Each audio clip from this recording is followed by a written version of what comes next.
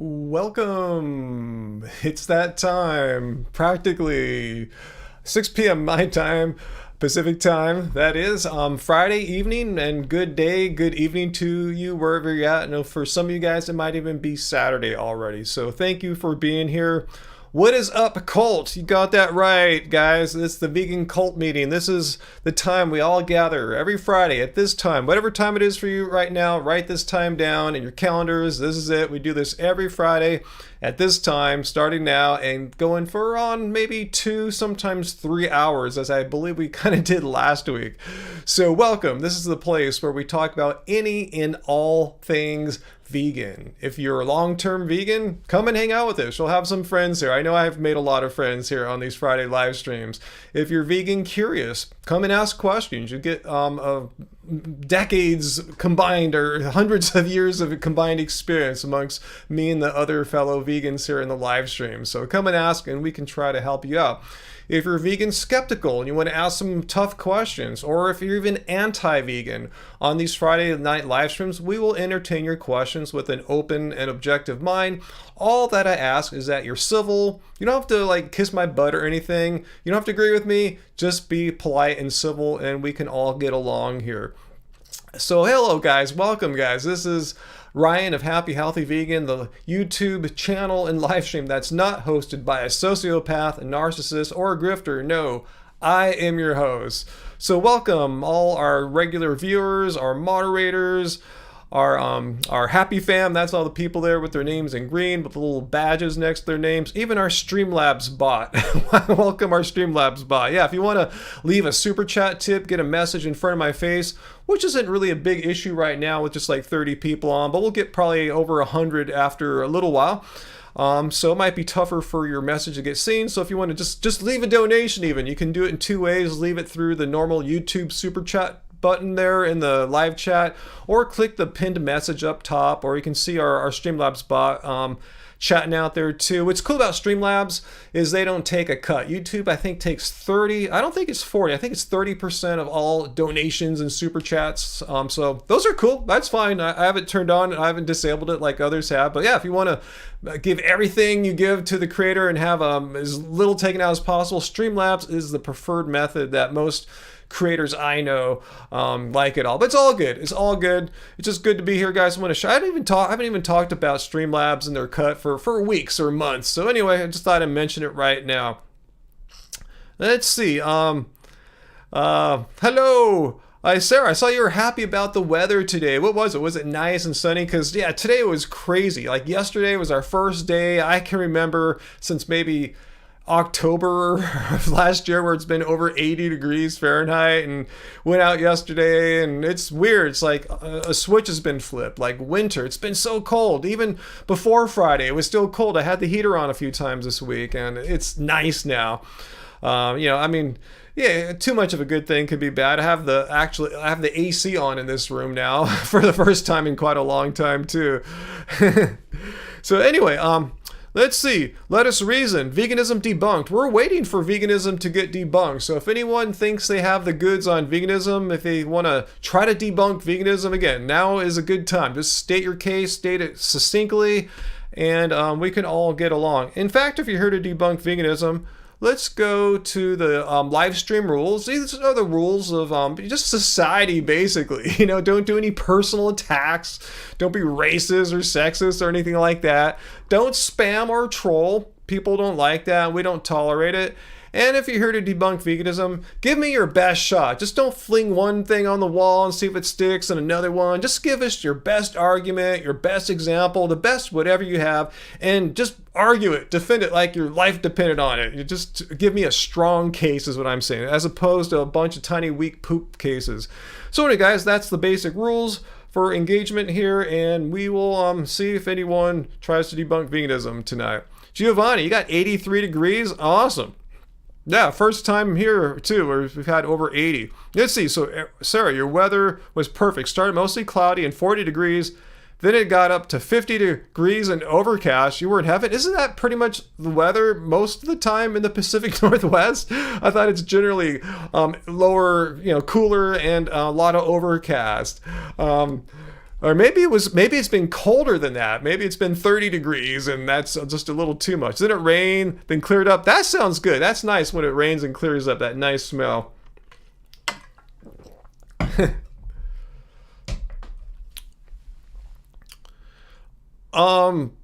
Big D Wizzle, our first question I see here. Love what you do. Thank you. Any thoughts on some vitamin D supplements not being vegan and on vitamin D supplements for vegans? My only insufficiency on blood test. I actually took, I haven't really been supplementing much with vitamin D. I know there's a really good one from Clean Machine. If you want, I give you the link to it. I remember I took it for a while last time before my last blood test, and it seemed to make a difference. Lately, I've been supplementing with a supplement that our friends over at the Vegan Society, we're not going to read their definition of veganism right now, but we discovered through browsing their site that they sell a vegan vitamin supplement. I should have had the page ready for you, but it's got B12, D, iodine, and a few other Bs, like 3 or 6, and a few other things that are like, nutrients of concern or vitamins of concern for vegans. So I started with that maybe about a month or two ago. It's kind of expensive here in the United States, so we ordered 2 bottles of it rather than 1, kind of spread the shipping cost out so it wasn't that bad. It didn't change the shipping at all, actually, so it made it more affordable. So yeah, that's what I've been taking, and of course if they're selling it, it's vegan. But yeah, just look around. I don't have any specific brands to recommend for you guys. But if you guys in the chat have a much loved, well-known, to be vegan vitamin D supplement to recommend, that'd be awesome. Yeah, you can get it from sun mainly, but not everyone can. Not everyone can get out in the sun. Some people live at a latitude that where you can't get enough UV rays for too much of the year. So yeah, just take a vitamin D supplement. But yeah, you should get your blood test and see how your vitamin D levels are. Let's see. Hey, Peter. You sent me a link to that. There's a video on a new channel that thinks plant-based meats are a scam. I mean, it sucks how anyone could just say anything online, really. I mean, anyone could just say anything, Very few people are held accountable for spreading lies and misinformation. I'm glad that Fox News has to pay $780 million for their lies they knowingly spread about our 2020 elections. But not to make this too political, but yeah, anyone could say pretty much anything with impunity. Only once in a while there's a defamation suit involved, and you can take them for a lot there. I guess Beyond Meat could probably sue them, but I guess they'd have to prove damages. Like, people really took this little channel's video seriously and believed it. How many views did it really get? But I mean, what do you mean a scam? They're just a product. I mean, it's a product that people can choose to buy or not buy. That's true for vegans or not vegans. Plant-based meats aren't just for vegans, despite these wild myths of people. Like, the majority of their sales, as far as I know, are to non-vegans. It's just like anything. It's like a soda. I mean, in the sense you can choose to buy it or not buy it. Like a paper towel. You can choose to buy a paper towel or not, or a roll of them. I don't think they sell them individually, but you know what I'm saying? It's just a product that people can buy or not. How is it a scam? I mean, are they thinking people are so stupid they don't understand when it says plant-based burgers, it's not from a dead cow or something? I mean, that would be a scam if they were like selling you plant-based burgers, but saying, hey, these are actual meat burgers from dead animals. Yeah, then they'd have a case. They'd have a point there. Anyway, it's sad to hear, Heidi, an allergic reaction to a vegan ricotta made with truffles. Well, veganism just got debunked there, Heidi. Don't let VD see that. But I'm sorry to hear that. That's sad to hear when we get some kind of, reaction, and not good reaction to a food. That can happen to non-vegans too. Just saying, if you're watching VD. Hey, Uncle, what's up, Uncle? Moderator number 2 is here. Not to say we rank our moderators, but you're the second on. VD's going on after me again. I thought I saw the thumbnail you sent me, Peter, and I thought she was proud of me calling out that raw vegan rising guy who says every disease known to humankind can be like solved by eating like fruits and stuff like that. I mean, I thought she would say, yes, thank you, Ryan, for speaking out against this vegan who is spouting nonsense. So what did I do wrong, Peter? I didn't watch the video. I mean, I just thought she would be like happy. She would be proud of me. So what did I do? I mean, she didn't like my response? Did she really think that raw food can cure every disease known to humankind? That didn't seem like her party line there. Just kind of curious.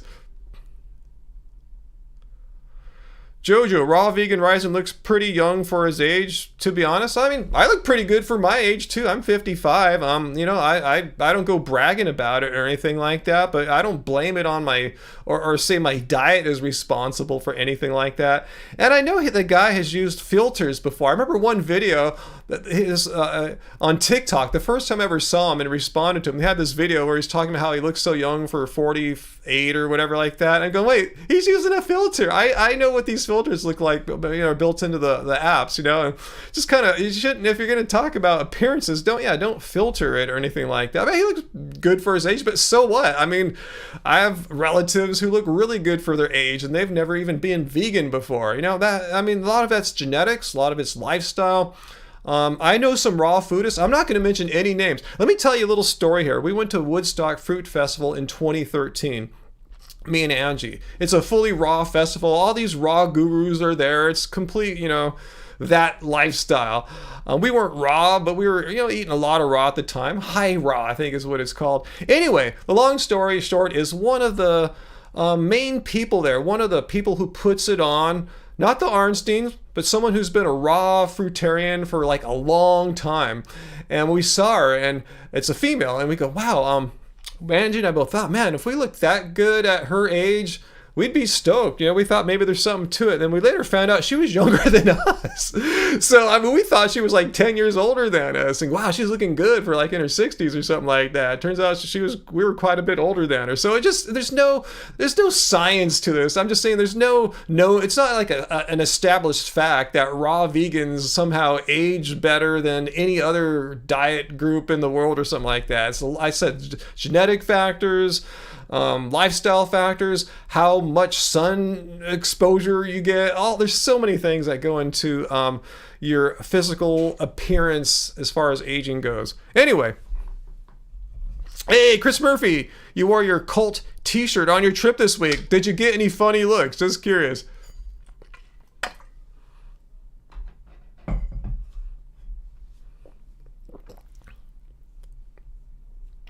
No, that wasn't Raw Christina. No, she was like in her 20s. No, it was a lady that ended up, she ended up being maybe 5 or 10 years younger than us. So we were in our late 40s when we went to Woodstock. So this lady probably would have been in her mid or younger 40s or something like that. No, it wasn't fully Raw Christina. It was someone who's behind the event. Christina was one of the featured, you know, influencers or something like that. She didn't do all the work behind the scenes and all that stuff.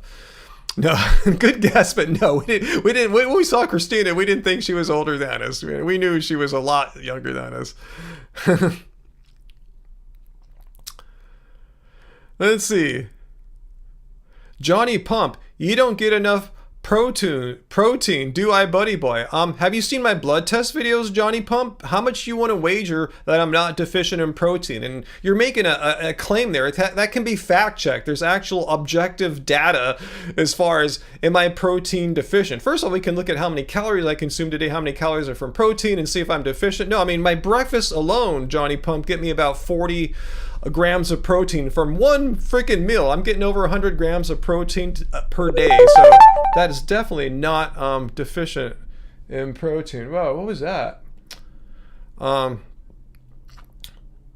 Anyway, but you want to check out my blood test, Johnny Pump? I'll put them up here. Will you give me $5 if I show you my blood test and show you that my protein, serum protein levels are anything but deficient? What would you say to that, Johnny Pump? Will you donate $5 down there in the super chat tip if I can show you my blood test? I have a whole bunch. I have like maybe 7 blood tests since I've been vegan that I put up here online. How many anti-vegans share their blood tests? I haven't really seen any, but what do you think, Johnny Pump? I'll put them up there. Will you donate $5 if I show you a very healthy protein and albumin reading? And I don't know, I'm not a doctor, I'm not a health expert, but from what I understand, albumin correlates with your protein levels. The protein argument. Yeah, let's have a drink. The protein argument. That's our drink sound. Have a drink. The vegan deficient in protein. It's funny how he came and talked to Big Talk Johnny Pump, and as soon as I showed him put a wager out there, how we can settle this objectively through fact and evidence, he's gone. Totally gone.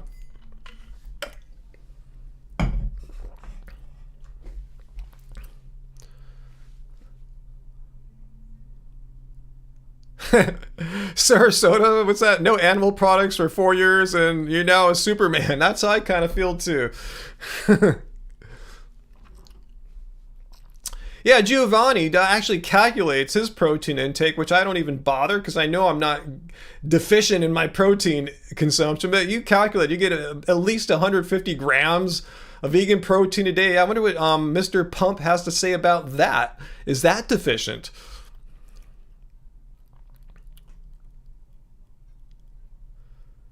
Let's see, live mercifully. Talking about blood work, you say you've been vegan for almost 7 years and your blood work always comes back near perfect. Yeah, it's a story we hear all the time, right? You know, good for you though. I mean, that's awesome. I also never get sick anymore. I wish I could say that. We caught some colds earlier this year and I don't even eat a super healthy as a vegan. You know, yeah. Yeah, total common thing there. Yeah, I wish I was in the people that never get sick. Seems like every winter I get some kind of dumb cold or something. Peter, there's a channel from Australia that thinks plants are trying to kill us. What do you mean they're trying to kill us? Like how so? I mean, is the argument go, hey, people have been eating plants forever, and and people have been dying forever too. So maybe there's something in those plants that are killing us. Is that kind of bad reasoning? Hey Jordan, thank you for the first super chat of the day. I just sent you, did you get the message I sent you on Instagram? If not, go check it out. I wanted you to invite that hater guy, the Rocco, whatever, Rocco's other channel, whatever, that guy that's been a dick to you online. I want him to come over here right now. Tell him to come. Tell him you're here right now and, live stream. And this person, this hater who's hating on a 14-year-old minor, saying horrible words that should get him in like a lot of trouble. Anyway, I want to hear him argue as to how veganism is some kind of corrupt lie or something like that. I'd love to hear that. But anyway, what do I want for my birthday? Well, you're thinking way ahead, Jordan. Thank you. My birthday's not till the end of July. So I haven't even thought about that. So thank you for asking about that, Jordan. I haven't even considered like what I should even do for my birthday. Should I go somewhere, do something? But I'll let you know if I think of something. And I got your message. You sent us an email, I believe. I forwarded it to Angie, so maybe she'll get back to you there. But thanks for thinking about me, Jordan. But yeah, seriously, I haven't given any thought about my 56th birthday, guys. Isn't that crazy? I'm gonna be 50 freaking 6. Wow, that's crazy. I don't feel 56, guys. I mean, some days I do, I guess, if I play basketball too hard, like, I'm sore, stuff like that. But typically, I don't feel like I'm 55, but, I am, I was playing at the gym today. I felt wonderful. My back was feeling a lot better. I was playing well, everything's kind of coming back, my conditioning. Anyway, yeah, birthday's July 31st. So quite a ways off. I'm going to enjoy 55 for a few more months here, huh? Let's see. Bill, you're talking to Johnny Pump. Did he ever come back? He never came back. So what are you telling him, Bill Seabury? At Johnny Pump. Data from studies. Researchers calculated that getting 3% more of total calories in the form of plant protein, such as beans, nuts, and whole grains, lowered people's risk of premature death by 5%. I guess Johnny Pump doesn't care about all-cause mortality or anything like that. Just, where do you get your protein, bro? Oh, you're going to meet me soon. Yeah, when are you coming out here, Jordan? Give us a ballpark. Like, roughly, when does that happen? Or specifically, if you know when that's happening, let me know, and I'll step up my thoughts on, like, a birthday present idea or something like that. I forgot, you're coming out for some kind of, in June, some kind of, convention, right? Some kind of, like, YouTube or TikTok kind of media type thing. Let me know. Okay, June. What part of June? Early, middle, or late June? June 20th. Okay, about a month before my birthday. All right. I'll start thinking now here in April about my birthday a little bit. That'll be cool to meet you, Jordan. Is it going to be in Anaheim again, or what? Do you know what part of Southern California it'll be, Jordan? Let me know. Yeah, where's Foo? I haven't seen Foo tonight. Hopefully Foo is feeling good. What's that, Peter? I would like this camp out you're going to in British Columbia. It's in Squamish. There's yoga, there's healing circles, there's meditation, music, food. Yeah, it sounds fun. I'd love to go camping again. It's been a while. It's been I think 2018 since Angie and I last went camping.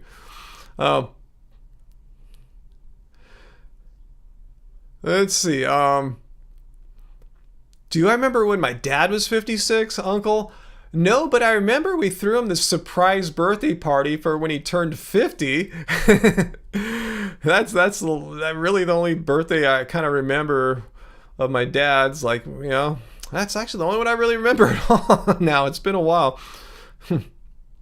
Yeah, Sarah, I agree with you. It sounds like, she's joking, but she's totally right here. Never grow up. It's a trap. If you can stay young mentally, you don't have to feel your age. There's no law saying that you have to act like your age or go to the department store and walk to the old man section rather than the young man section or the teen section or whatever. Just buy whatever you like. Buy whatever you fit. You don't have to go to where like society dictates that you must go or act like how some people or society says you must act like for your age. I'm just me. I'm just the same person. I mean, I don't think I've changed a whole lot. I hope I've gotten a little wiser, a little more open-minded and just cool and chill as I've grown up. But I feel like, I feel like I'm the same guy as I was in my 20s mentally. Oh yeah, look at our Streamlabs bot there. I want to let you guys know that our teas at Teespring, the Teespring had a promotion that ended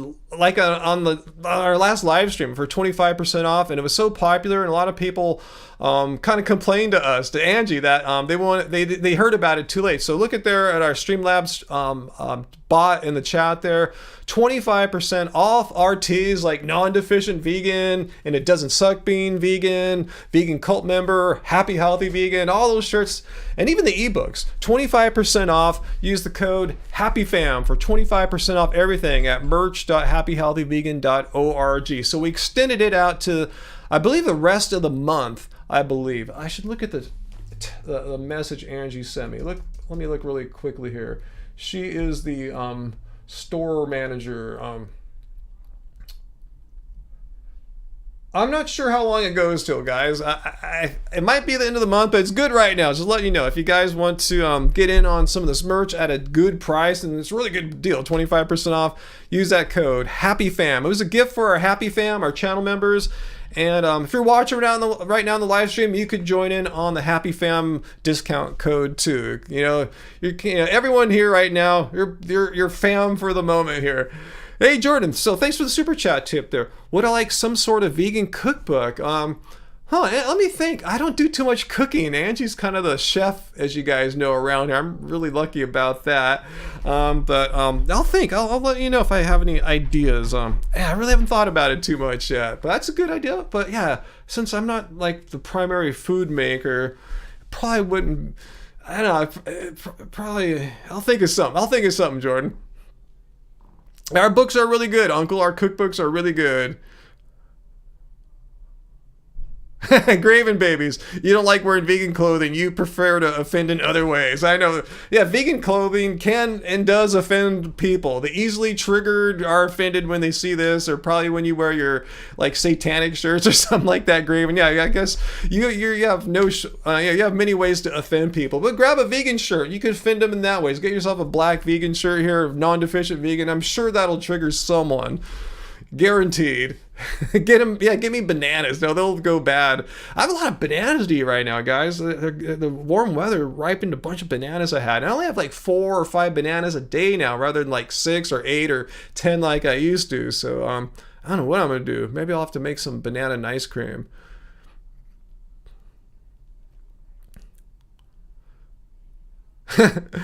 Oh, Giovanni, I don't eat like that all the time. You're looking at that torta that we had at Disneyland. I mean, yeah, we don't do that's the first time I ever had that.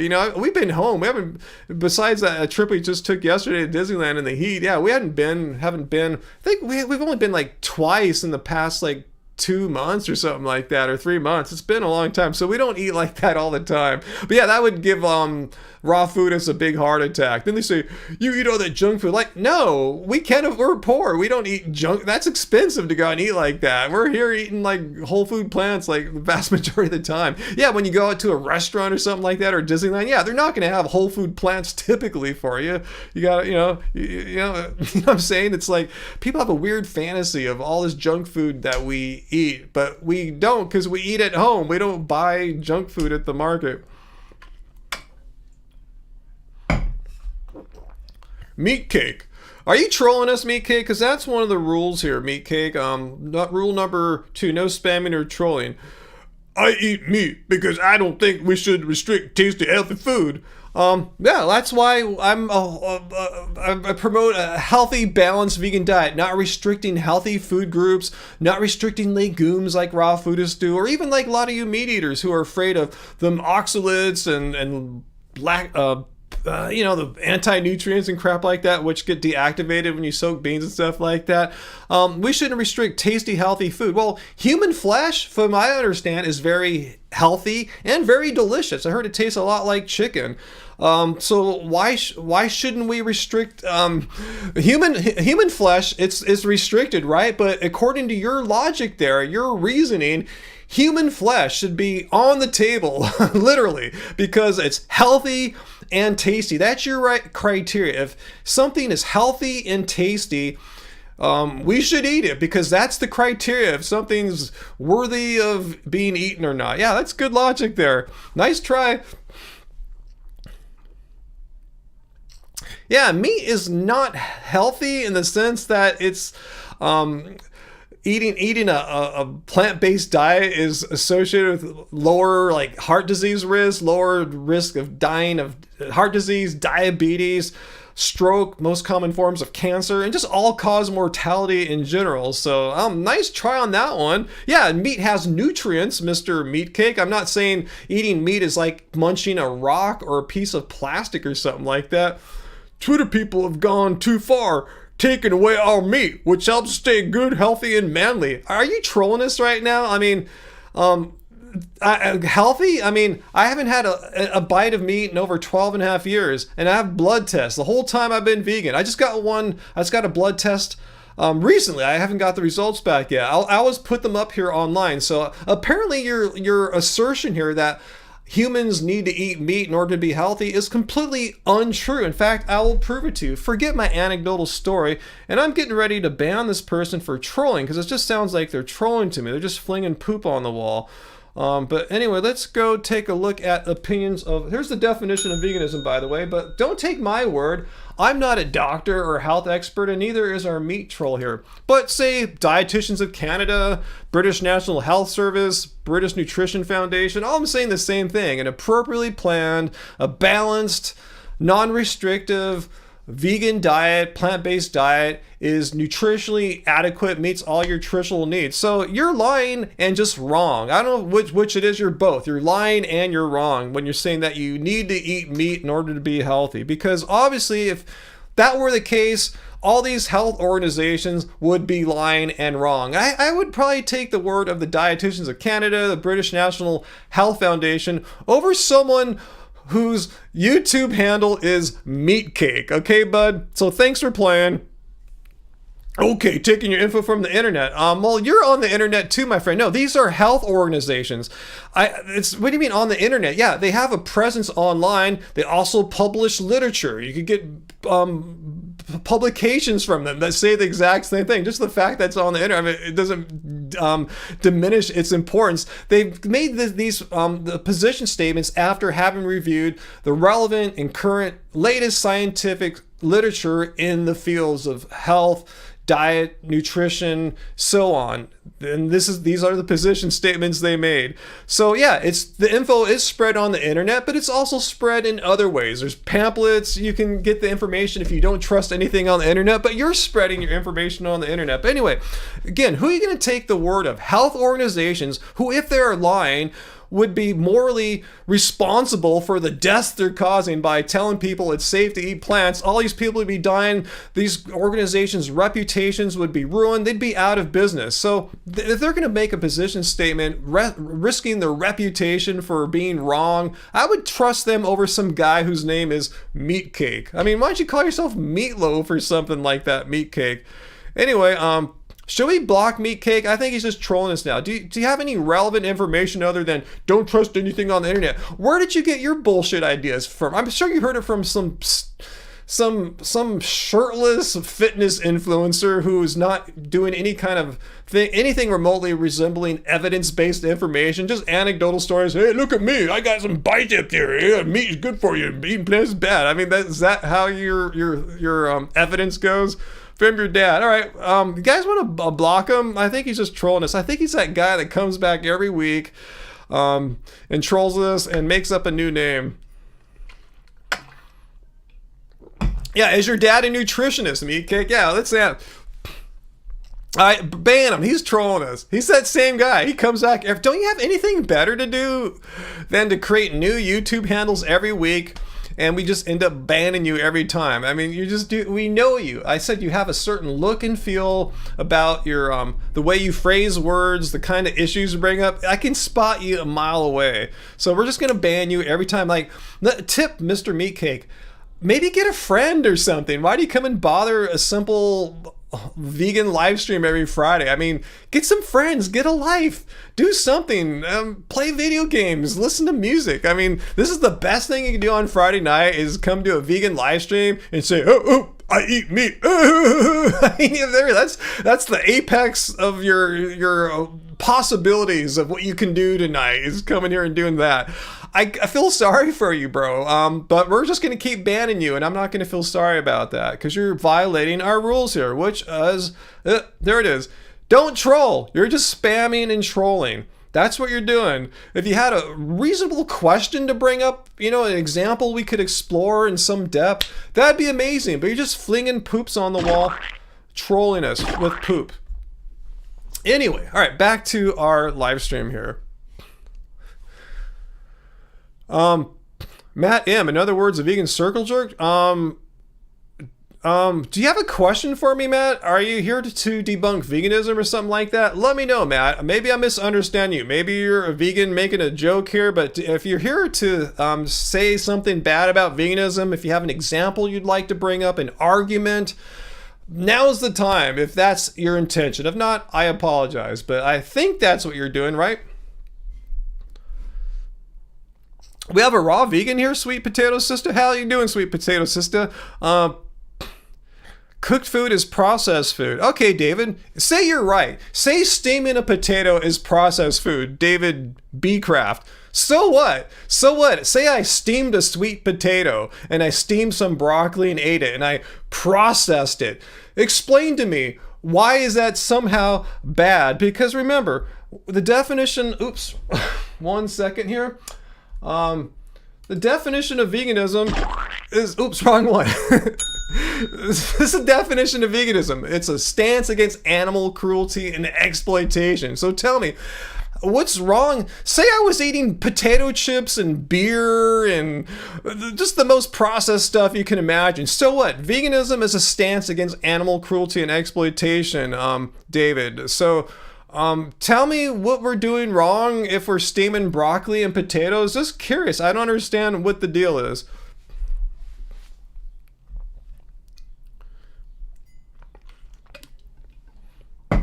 Oh, Giovanni, raw food is often used the word processed in this really extreme liberal way. Processed to them means you've changed it from its completely 100% natural state. Like in natural state, broccoli is not heated, So if you steam broccoli, you've changed it and therefore processed it, You're like on par with like potato chips or something like that. It's a really bizarre way of looking at processing, what processed food means. Graven, yes, you can eat only processed food. There's nothing wrong with that. There's nothing incompatible with the definition of veganism and eating a completely all processed diet. There's nothing odd or like you're not doing it wrong. You're not like some kind of half vegan or something like that. Yeah, Jordan, it's 2023. We don't need animals to eat anymore. Yeah, if you have access to this live stream right now, which lets me know that you have access to the world at large. You're not trapped on a desert island. You're not stuck in the furthest reaches of society. You have access to food, supermarkets, decisions that you can make. You can decide to go to a store. You're not like depending on the migration of elk or something, or whatever. Luke Heil, I don't know. Vegans look older, in my opinion. Hair loss, bad skin. Really? So you're saying I look really horrific for my age? Do you even know how old I am, Jordan? No, not Jordan. What's your name? Luke, Kyle. And we can pull up some non-vegans that were born the same year as me, and for comparison, to see if I look radically worse, like way less hair and whatever you're saying, bad skin. So how old do you think I am, Luke? Just curious here. Look at this nice mug here. Look at me here. How old do you think I am, Luke? And why are you being, who gives a crap? You know, if say that were true, it's not. I look 62, really. You're completely full of crap right now. I was at the gym today playing basketball, and the guys there thought I was in my 30s. So I know you're full of crap. You know, these guys are looking at me close up. They really honestly thought I was in my 30s. So yeah, 62. Yeah, they were getting smoked by a guy that was 62. Complete rubbish. Let's look at, let's see. Let's pull up, my bud, let's see.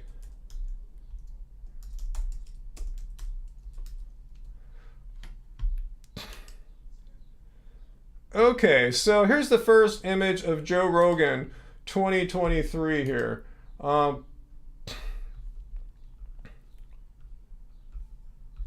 Okay, so you're saying when we look at Joe Rogan, this is the first image I found when I googled Joe Rogan 2023. So you're saying you look at him, hair loss, saying vegans have hair loss. So let's compare. And let's compare Joe here. So what do you say about this? And Joe hasn't had hair for a hell of a long time. So there goes your hair loss argument. You really think when we compare the appearances here, Joe looks way younger than me. He looks younger than 55. We're both 55, by the way. We're born 10 days apart. I'm 10 days older than Joe Rogan. Yeah, Luke Hill, if you want to watch one of my basketball videos, I'll show you. This ain't the first time when I've played people, and I ask them at the end. First I tell them, how do you think I am? And I said, I'll tell you at the end of the game. I'll show you. You want to see one? Luke Kyle, want to see a high school basketball star that I played and beat in a game of one-on-one, and you can see how old I asked him at the end of the game how old he thought I was. Let's do it, Luke Kyle. Let's just do it for the hell of it, because you think you know something and you don't. So anyway, right here, let's go to lots of one-on-one games since my last video. Not really particularly against any great or super challenging players, but oh man, thank you, Kingston. I'm totally worked, man. You took every ounce of energy. I won the game, by the way, to get that win. It was a good game, though. A good game. So I've been telling my age. All right. 55. Really? Yeah. What do you think? That's ridiculous. Yeah. Thank you. Yeah. Work out almost every day. So that's ridiculous. See, this is the guy that was right next to me. We're playing. He said that's ridiculous. So I'm just telling you, you're coming here saying, oh man, vegans all look old. This guy thought I was 35. I told my actual age, 55. That is ridiculous. That's ridiculous. That's his verbatim response. He thought it was ridiculous that I'm 55. He thought I was 35. I played like a guy in my 30s. So nice try here, Luke, to try to make me feel bad, but you can't, because I actually know how I look for my age, and I think I look decent. And even if I looked hideous for my age, that doesn't matter. Veganism has nothing to do with appearances. Let's look at the definition of veganism. It's a stance. Oops. It's a stance against animal cruelty and exploitation. It doesn't say veganism is a diet that creates an eternally youthful appearance. It makes people in their 50s look like they're 35. It has nothing to do with that. I'm saying even if I did look 62, as you assert here and I laugh at, it wouldn't make a difference. It's a stance against animal cruelty and exploitation. So thanks for being ageist, thanks for playing, and we'll see you later on.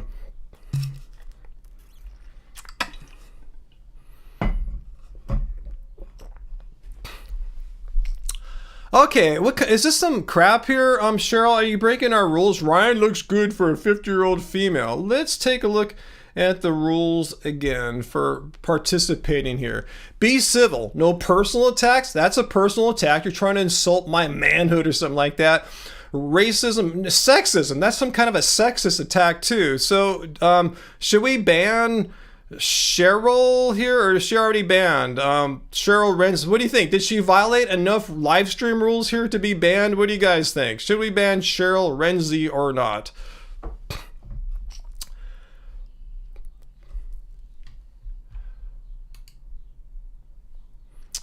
Yeah. All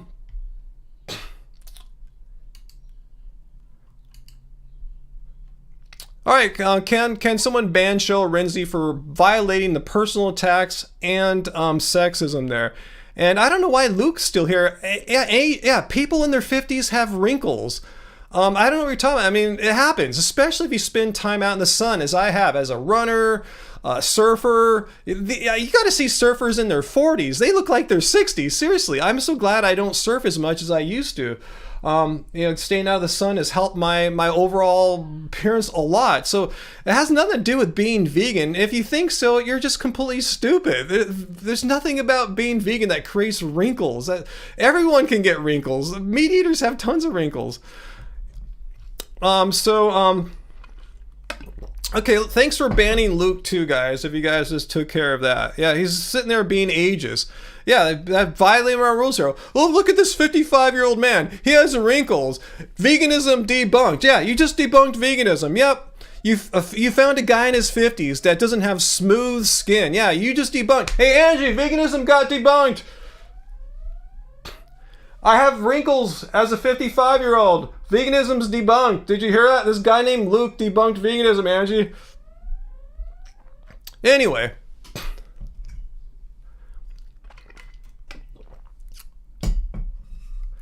Yeah, Jesse, I'm totally with you. People should be banned for ageism. Let's look at the rules again. Hey, Wujita. Livestream rules. Be civil. No personal attacks. It says right here, no sexism or ageism. That has nothing to do with anything. So these rules, if you violate them, you will either be timed out or banned. If we're feeling very nice, we'll time you out. But if we're not in the mood for any bull crap, you'll just ban you. Because how rude is it to walk up to someone in their 50s and say, hey bud, you have wrinkles. Like, would you do that in real life? Do you go up to your dad, Luke Heil, and say, hey, Mr. Heil, my dad, you're in your 50s. You have wrinkles. You are old. You would never do that, right? But why do you feel like you have the right to do that here online? You don't. So if you do that crap, actually just ban them. Luke Heil, if you come back, just say something and we will ban your ass, okay? For repeatedly being ageist here. Yeah, Christine. Ryan looks amazing. Thank you. I think I look okay. I've said this many times. I think I look pretty good for my age. I'm not going to come out here and say, yeah, I look so amazing for 55. You know, I'm not going to say that. I know I look pretty good for 55, though. As my evidence there, as my basketball competitor said, 55, that's ridiculous, you know? Yeah, we're having a good time, despite whoever, what kind of ageist Luke happens to be. We are Wujita. Yeah, he's probably a dumbass Fortnite kid. Move the line. You probably got that right. Den MC702. Watching vegans chat is comedy and disturbing at the same time. Please elaborate. What are you talking about? Give us your what are you amused at how people are so mean in life here? How people will just come up and say the most cruel and mean things about me just because I've made a decision not to consume animals. I didn't do anything like, hey, I'm better than you. I'm vegan, and if you're not a vegan, you suck. You know, I don't do anything like that. I just don't consume dead animals. It's like racism. People say crap to people who are Asian or anything of color just because, not because of something they did, like some action or something like that, just because of the color of their skin. Same thing here. People will hate you, say mean things, derogatory things about you for no action you've done, just because of an attribute about yourself. And this attribute happens to be, I don't consume animal products. Same thing, racism, hate towards vegans, all in the same spectrum of ignorant bigotry.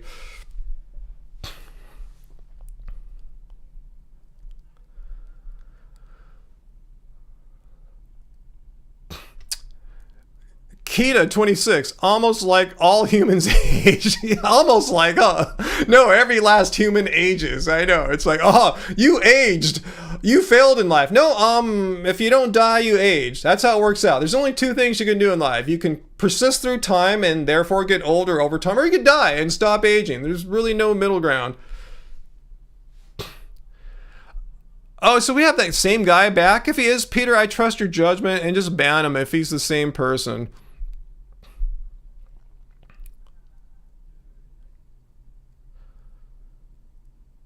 Yeah, Laura Ann, thank you. You guys are great. Thanks. I'm not fishing for compliments, but I think we look pretty good for our age. I know because I know what friends in their mid-50s look like, and I think we're doing pretty good. Not to say we're the best or anything, but doing pretty good. We're an inspiration to many of you guys. Thank you. Why does being vegan or trying to be vegan spark hostility in people? It's the same thing I tell you with racism. What does me being Chinese have to do with someone hating me other than I'm Chinese or something like that, or Asian? What does me not consuming animal products have to do with people hating me? Why? Why does that trigger people?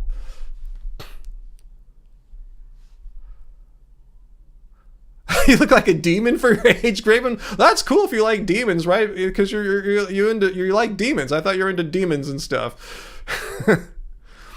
Fishing's not vegan. Vegan punning. Yes, who is arguing that vegan should be fishing? Because that is not vegan. Let's look at the definition of veganism. It's a way of living which seeks to exclude as far as possible and practicable all forms of animal cruelty and exploitation. That's animal cruelty and exploitation.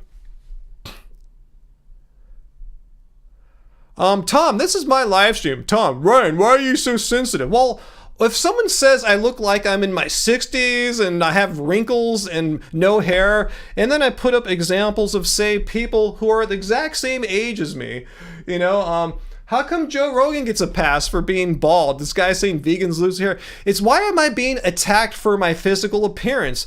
Tom Hansen. I am a person who doesn't consume animal products. Why am I being attacked for my physical appearance? Attack me for my beliefs, attack me for my arguments. But why do I have to stand by and say, oh yeah, when these haters come and say, yeah, you vegans all look horrible for your age, like Joe Rogan looks so youthful, and and you guys, all you vegan guys are losing your hair. Joe Rogan doesn't have a lick of hair. Why should I be chill about it? I'm not being overly sensitive. I'm just calling people out for their overt ageism, which is uncalled for. I've made how many Joe Rogan videos, and I've never mentioned how horrible I think he looks and how he has no hair or anything. I don't care. I care about the crap that comes out of his mouth, not how he looks. Who gives a crap? Who cares if he's bald and ugly? I mean, that's nothing wrong. There's many people don't have hair. I don't care. Not saying bald is equal to ugly. I just think he's not good looking, and he's bald. There's really attractive bald men, like say Captain Picard. You know what I'm saying. I wasn't making a connection between the two. I'm just saying, who cares what he looks like?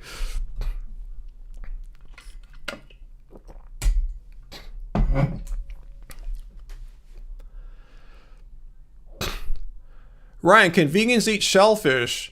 They have no brains and can't feel pain. Like, why would you eat shellfish for? I mean, why? Are you on a desert island and you're about to die and the only food out there are shellfish? In that case, yeah, don't die. If you're on a desert island and you have shellfish, you eat all the plants and you have some shellfish or some deer, leave the deer alone, eat the shellfish. But why would, if you're in society and you're not about to die, why would you eat shellfish for? There's not any essential nutrient in shellfish that makes your life better or something like that. There's no reason to eat them.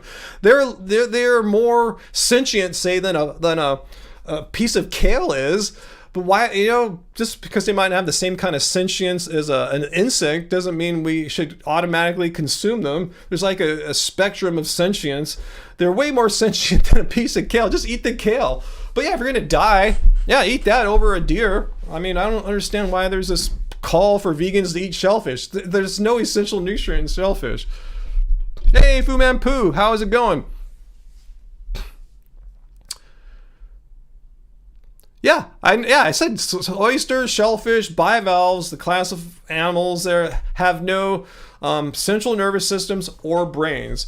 So they are most likely not possessing the kind of sentience that we classify as sentient, like animals have. However, they do have some basic neural hardware, which plants don't have.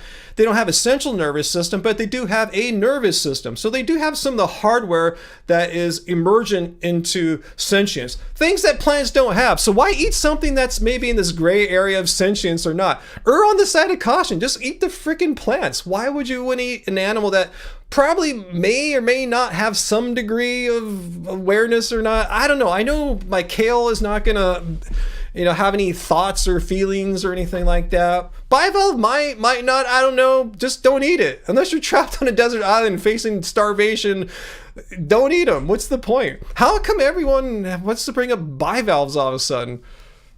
Like, why? Are we dying as vegans or something? All our blood tests suck because we're not eating some amazing nutrient that's only found in animals and bivalves? I don't think so.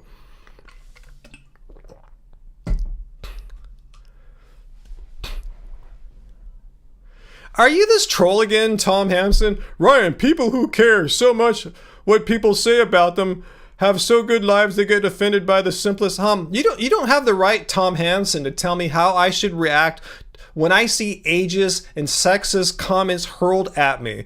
You have no right to tell me how I should react. You have no right to tell me I should just sit back and take it and be happy. Like, oh, how nice of that man to say an X, or how nice of that horrible, evil, rotten person to say an ageist, sexist comment about me. I'm just going to sit back and take it because I'm just I'm a passive person. I have no right to have emotions or have a reaction to it. No, you don't have no right to tell me how to react, Tom Hansen. That's your opinion, and I'm just saying, who are you? Who are you to tell me how I should react to hateful speech? Is there one way to react? Everyone has their own way of reacting to hate speech, be it racism, sexism, ageism, anti-vegan crap. It's all the same spectrum of ignorant bigotry hate. You have no right to tell me how to react. It's like telling a Chinese person, hey, don't get mad when you hear the C word, C-H-I-N-K, don't react, it's just a word. You have no right to tell anyone how they should react to hate speech. All right, Tom Hansen, don't tell anyone how they should react to hate speech.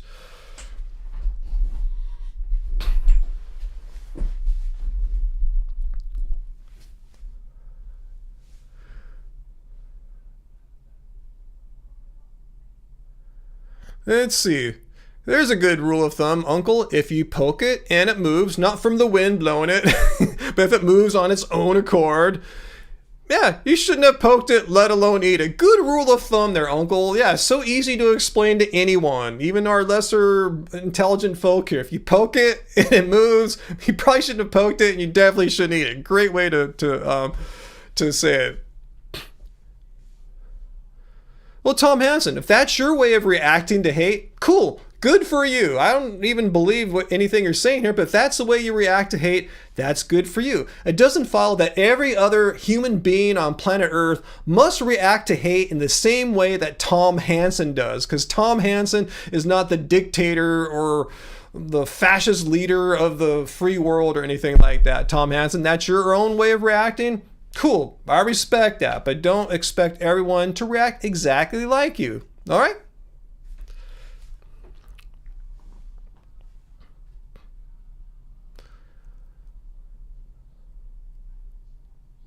Yeah, Laura, Tom Hansen, why can't you just do what something like Laura says here?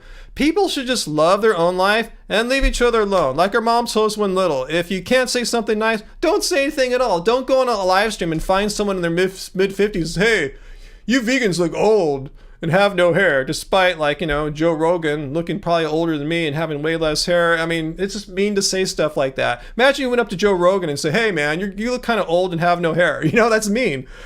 That's mean. That's hate speech.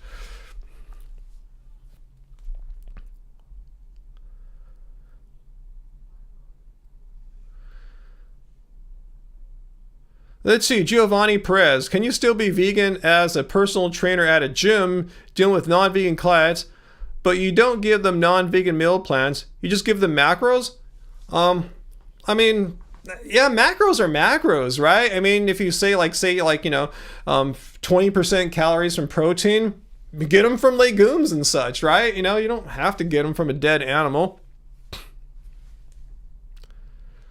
Okay, Terry Strange, if you think Joe Rogan looks around the same age as me, that's cool. I never said I'm the most beautiful man in the world or anything like that. I'm just saying, how come Joe Rogan gets a free pass for not looking fantastic? And when people come and say, oh, going vegan makes you bald, and I guess Joe Rogan's been vegan for quite a long time, I don't know why he gets a free pass, what I'm saying. But vegans, we all have to look amazing. We have to look so perfect or else veganism is debunked. That's why personal attacks are pointless.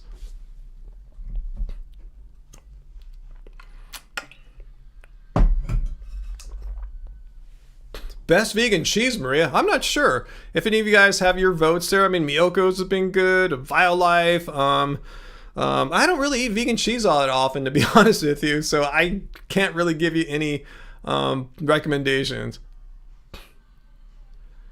Hey, Laura N. Yeah, we see Laura N in the comments here, and we ran into her yesterday at Disneyland, at Disney California Adventure. Yeah, we got away yesterday, like I said. It was like our second time in the past, like, 2 or 3 months. We haven't been going that much. The weather's been crappy. We had a really nice day yesterday. Yeah, and Laura, I was walking past Laura, and I saw that look in her face that I go, oh, it hit me. Like, I think she knows who we are. Plus, I was wearing a big Happy Healthy Vegan t-shirt. Watch the YouTube short that Angie put up on our channel today. You can see some footage of that. I think, yeah, you can see my white Happy Healthy Vegan shirt. I rarely wear that, but I wanted to wear it yesterday because it was so hot. I didn't want to wear black out in the 83, 84 degree Anaheim heat. But hey, Laura, thanks for popping in here. Hope you haven't been here too long. Yeah, I've been getting attacked by people today for you vegans all lose your hair and you know, look really horrible for age, something like that. So I'm getting personally attacked here for my appearances, which has nothing to do with veganism, but on a personal, I think I look okay for 55 years old. But yeah, that's what I've been dealing with tonight. People just trying to do personal attacks, and personal attacks will get you we'll get these people banned from our channel, because rule number 1 is no personal attacks, racism, sexism, ageism, none of that. None of that has anything to do with veganism. Shall we ban Harry Bass now? I mean, it's the same troll person again. Rule number 2 is constantly being violated by the same person. He creates a new account every 5 minutes. No spamming. Trolling. I got to get rid of the or. What happened to my or there? Hang on one second. Let me fix that. If no spamming or trolling. All right. Good weather brings out the trolls. Oh, we made your day, Laura. Awesome. Awesome. Yeah, it's been a while since we've been recognized at Disneyland. I think the last time we got recognized was around that same area, actually, Laura, that we saw. Yeah, we were on that bridge. We were coming back from like Pixar Pier, and we ran into a family that was all vegan, husband and wife and their 2 kids, all vegan. You know, that happens. We've had haters come on recently. Vegans can't reproduce, and how come I see so many vegans with kids? Anyway, yeah, I saw the look in their face too. They know who we are. I kind of forget that we're kind of like what's known as micro celebrities. You know, I walk around all the time. I feel completely anonymous, but yeah, in certain contexts, like, you know, oh yeah, people know me. I just kind of forget about that. I don't walk around like a person who's a regular celebrity, knowing you always have people might notice you. I don't think like that at all. So it's kind of cool, you know, and I'm always happy to meet you guys too, because, you know, you guys are cool. Anyone who watches our content in a non-trolling way, in a sincere way, you guys are all cool.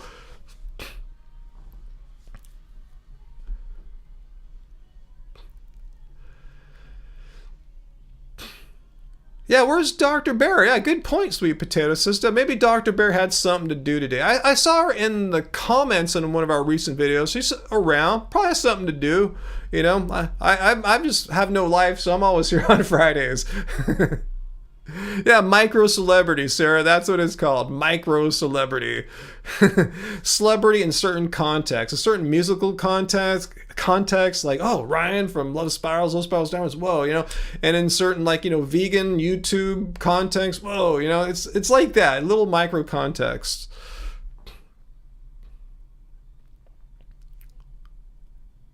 Jesse would probably freak out if he met me in person. You can freak out if you want, Jesse, but no need to freak out. Laura was totally chill. I just see the smile and faces of people like Laura and others when there's like the surprise meeting. Yeah, when we go somewhere, people know where we're going to be, like say we're speaking or presenting at a vegan festival or something like that. Not much surprise there, but I see the look in their faces. But somewhere like Disneyland, no one's expecting us. So I see the look on their faces like, whoa, yeah, hey, that's them, you know? That's cool. Yeah, Rogan looks inflamed. Let's take a look at Rogan, just for a second. Not to pick on him, but how come people don't pick on... I mean, really, does he have like a youthful vibe here? I get attacked for looking like an old bald guy. That's what I was attacked for earlier tonight. But yeah, Rogan... Anyway, I'm not picking on him. Not picking on him. Anyway.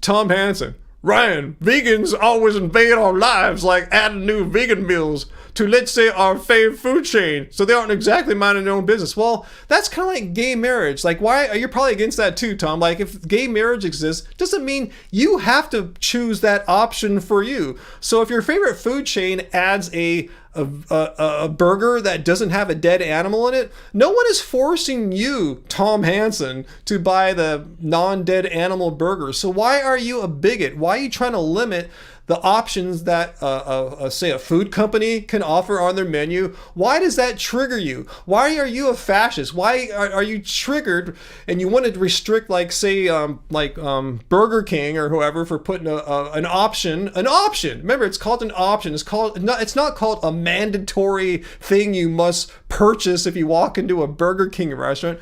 Why are you against people having options? And why are you against Burger King and other companies from having that freedom to decide what they want to put on their menus for their own reasons? Why are you a fascist? Why are you triggered? Because you don't like it? Tough shit. I don't know what to say, Tom. Tough shit. If you're such a snowflake, a precious snowflake, that's seen a burger on the Burger King menu that doesn't have a dead animal triggers you, tough shit, grow a pair. Sorry I'm so graphic today, but I think he's just trolling me. I don't want to see people eating vegan. It's gross. And seeing fake food. You're a precious snowflake. You can't handle it. Oh my God, I saw a guy eating a burger that didn't have a dead animal in it. Oh my God, the horror. Oh, I can't handle it. Grow a pair, bro. Grow a pair. It's called being a man. You talk about, oh, meat makes you all manly. Grow a pair. You're just a precious snowflake here, bro. Oh my God, I saw someone eating a plant-based burger. Ah! Grow a pair. But I'm with you, old Pueblo vegan. Whenever possible, I'd rather give my money to a 100% vegan establishment. But you can't always choose that in life. But yeah, Burger King wants to have a plant-based burger. I'm not going to go eat it. I have no desire to go to Burger King, but if other people want to get it, cool. But if we have precious snowflakes like Tom Hansen here that cry when they see someone eating a burger that doesn't have a dead animal, tough crap, grow a pair. Did I have a few tonight? No, I guess I'm not taking the bull crap as much tonight. I just don't understand why people are triggered if there's a vegan option. Like, who's forcing you or anyone to have the vegan option? That's why it's called an option. It's not like they're forcing you to come in and eat plants or something like that. Creeping authoritarianism. That's kind of a good way to... Just authority. These people are authoritarians. They want to tell Burger King what they can or can't do. They want to tell me what I can or can't do. Tom Hansen wants to be the authoritarian dictator of the United States. You like this saucy side of me, Matt? Bill made vegan burritos tonight. Well, Tom Hansen, is that his name again? Our precious snowflake? Tom Hansen would be triggered, Bill. What do you think about that? That you made vegan burritos tonight, Tom Hansen would be triggered. What do you think about that, Bill? About you just did a bad thing there. Triggering a poor precious snowflake that can't stand the sight of seeing a burrito without a dead animal in it.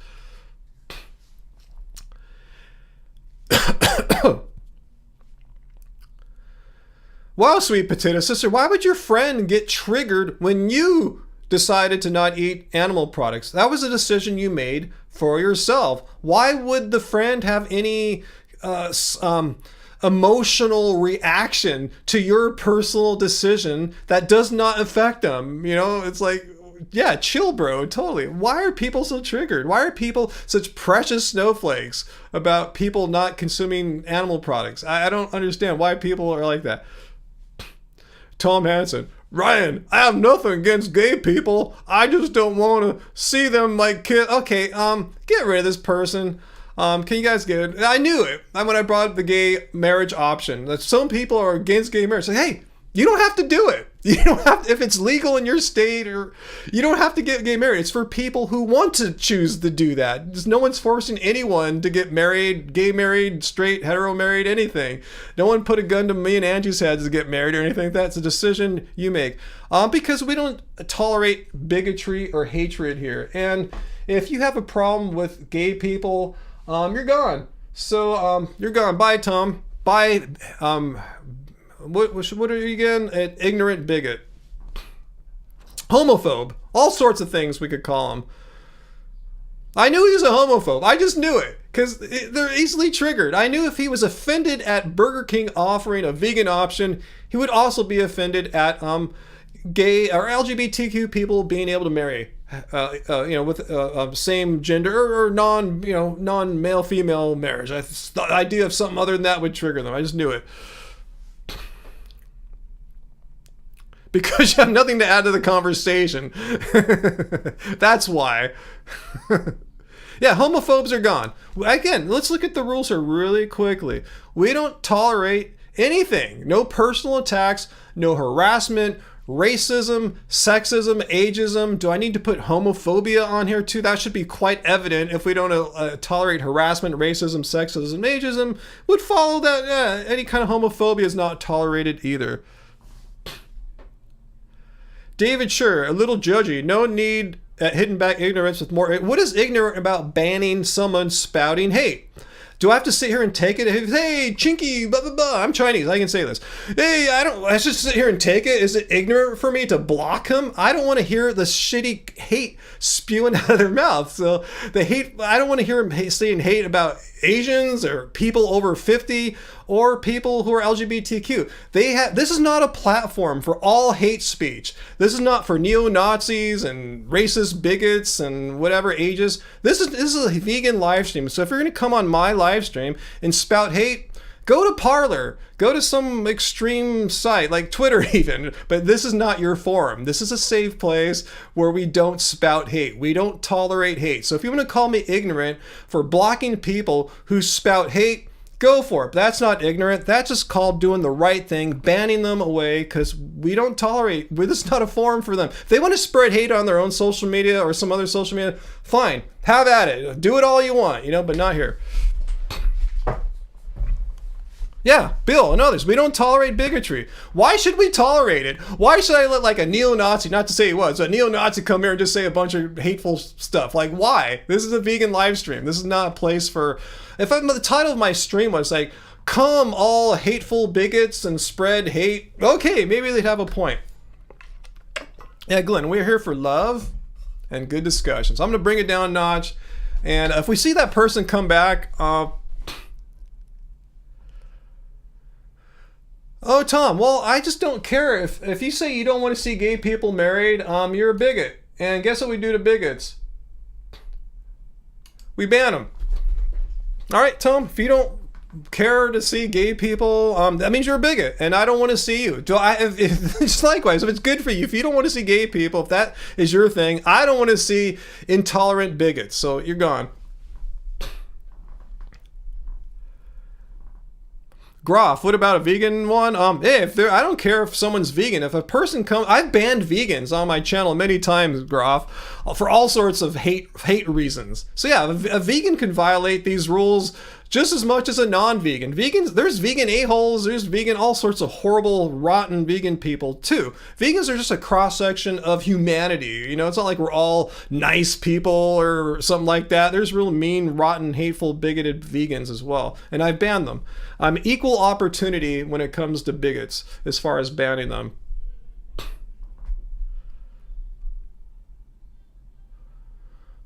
Yeah, he'll be back under a different name. So guys, if you see him, let us know and we'll just keep banning him. Again, we'll win this war. It takes how many minutes? Several minutes to create a new YouTube user account. It takes me literally like 2 seconds to ban you. So we're going to win that mathematical battle every time.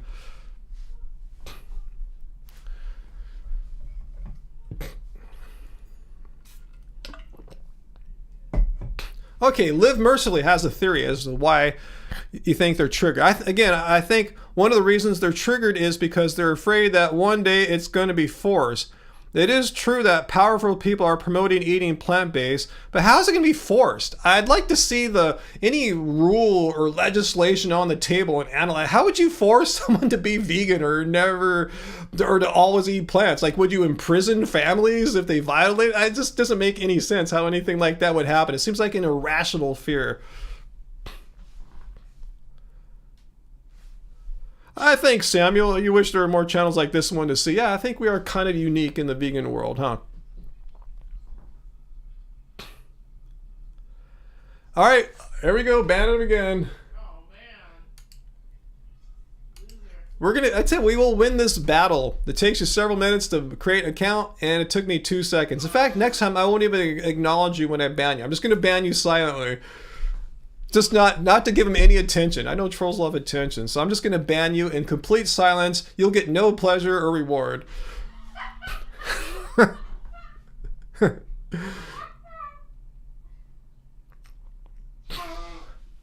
All right, so let's move on. Let's get something else here. Pacifier music?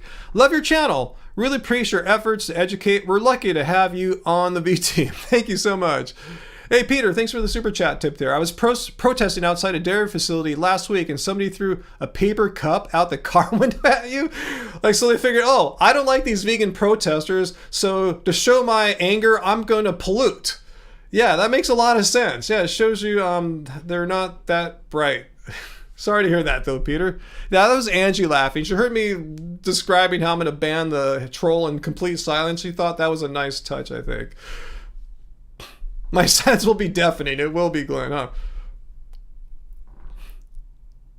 Thanks, Glenn. Thank you. Oh, Dan, MC, I put you in the timeout. I'm sorry if it was one of us. Yeah, I don't remember you doing anything warranted. Maybe one of us, me or a moderator, hit the wrong button. Glad we didn't block you accidentally there.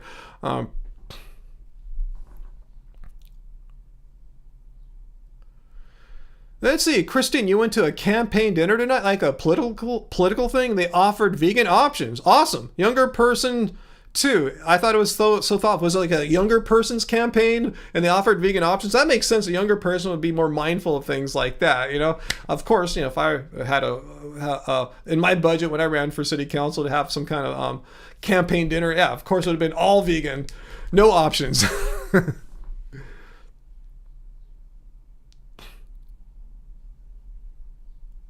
Okay, Dan MC, yeah, that's cool. Pooin's cool, nothing wrong with Pooin, but yeah, let's not talk about poo right now. Can you give me that, Den MC702? Let's just kind of not discuss poo at this time. Kind of a little weird mood right now. So yeah, maybe next week we can talk about poo. Are you cool with that? Tidy, you got put in timeout once in mistake. Oh man, I'm so glad you get banned accidentally. Yeah, Fu Man Poo can talk about poo all he wants. I give him the okay. He has the green light for poo talk. But okay, you're cool with that, Den? All right, awesome. Yeah, nothing wrong with poo. Poo's cool, but let's not have a big poo night here. Yeah, Peter, though, yeah, he's not really in the mood to hear about people talk about their poo experiences. Yeah, Pooh was here. Didn't Fu Man Poo come for a little bit? I thought I saw him.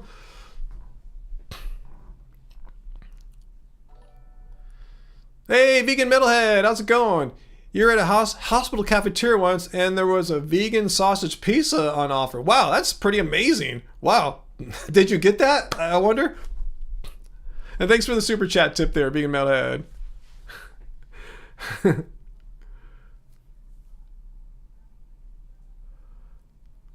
Fu is drifting tonight.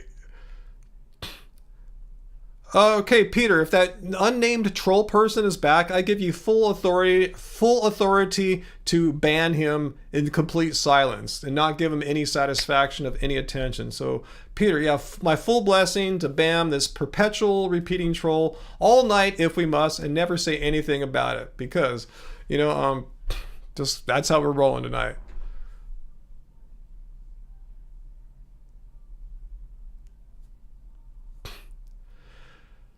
CJ, you trying to trap me with something here? Do you think people who kill dogs should go to prison? If so, shouldn't you think people who kill farm animals should also go to prison? If not, you clearly don't believe in what I'm saying.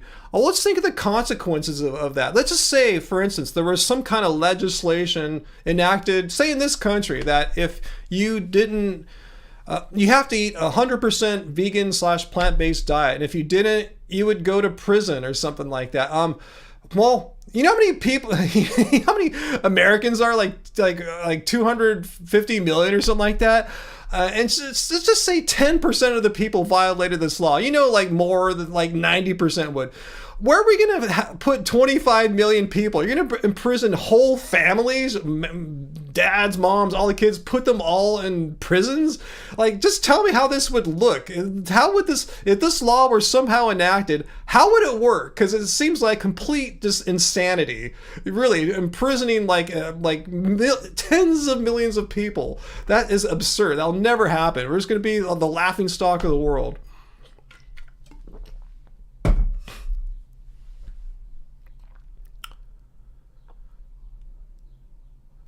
Isaiah, how do you think I feel about that stuff? What do you think?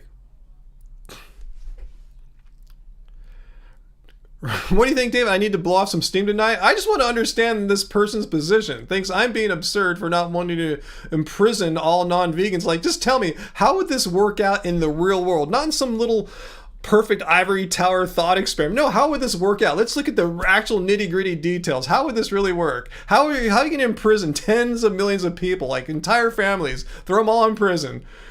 That's just not practical. It'll shut down our economy, destroy. I mean, if we were to imprison 10% of Americans, let alone 50 or 90% of Americans, we don't have enough prisons. Like, we're just gonna have to be building prisons nonstop to put all the meat eaters in them. But then some of these construction workers are going to eat meat, and they're going to have to go to prison too. So the prisons wouldn't get built. It's just a crazy idea.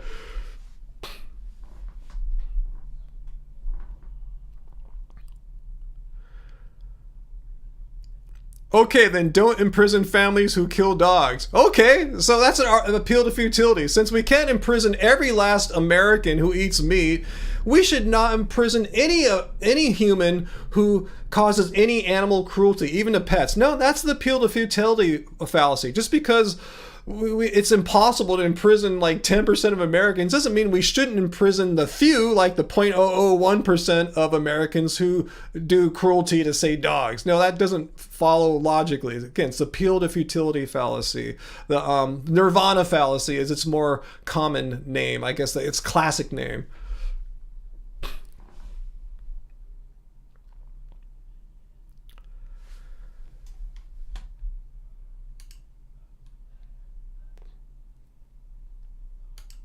All right, no more trolling.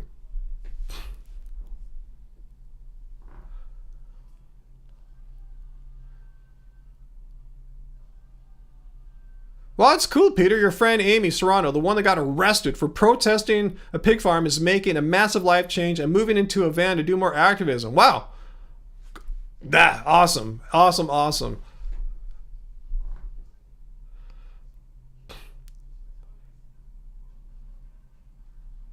Let's see, Amy. Tonight, a dog was chained up outside in the heat next to the sidewalk with no water bowl. Yeah, damn right. Call the police. Yeah, animal cruelty is not to be tolerated. But that guy just banned. I said I was going to ban him in silence. Say no. Since we can't imprison every last American who's going to eat meat, we should let people who are doing cruelty to dogs just do whatever they want, because we can't imprison every last American who eats meat. Anyway.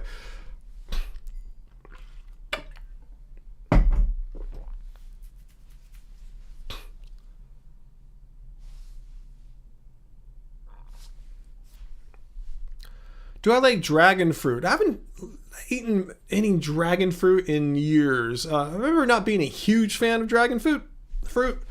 David, getting pizza tonight? I don't know. I think Angie's going to make us a Japanese curry dish, if I remember right. So she got all the ingredients, but she's watching the final show, the finale of a reality Korean/Asian boy band in the making reality show. It's a finale tonight. They're going to reveal all the members and everything who made it.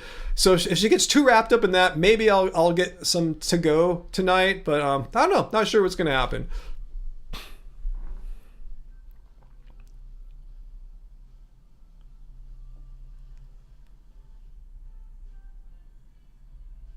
John, who said I liked far right endorsed candidates? What gave you that? Or are you talking to someone else?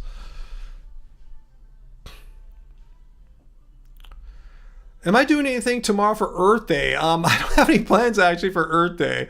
No, I guess I'm not doing anything tomorrow for Earth Day unless I have a change of plans of some kind tomorrow, like something comes up on the radar around here. Gruff, how expensive is Disneyland? Well, it costs a lot to get in, but we have something called the Southern California Residence Pass, which is basically the price of like 3 admissions. So if you go more than 3 times, your pass is paid for itself. And yeah, I mean, we end up going like maybe 20 or 30 times throughout the year or something like that. So yeah, it brings the cost down, really, affordable compared to like paying $120 or $130.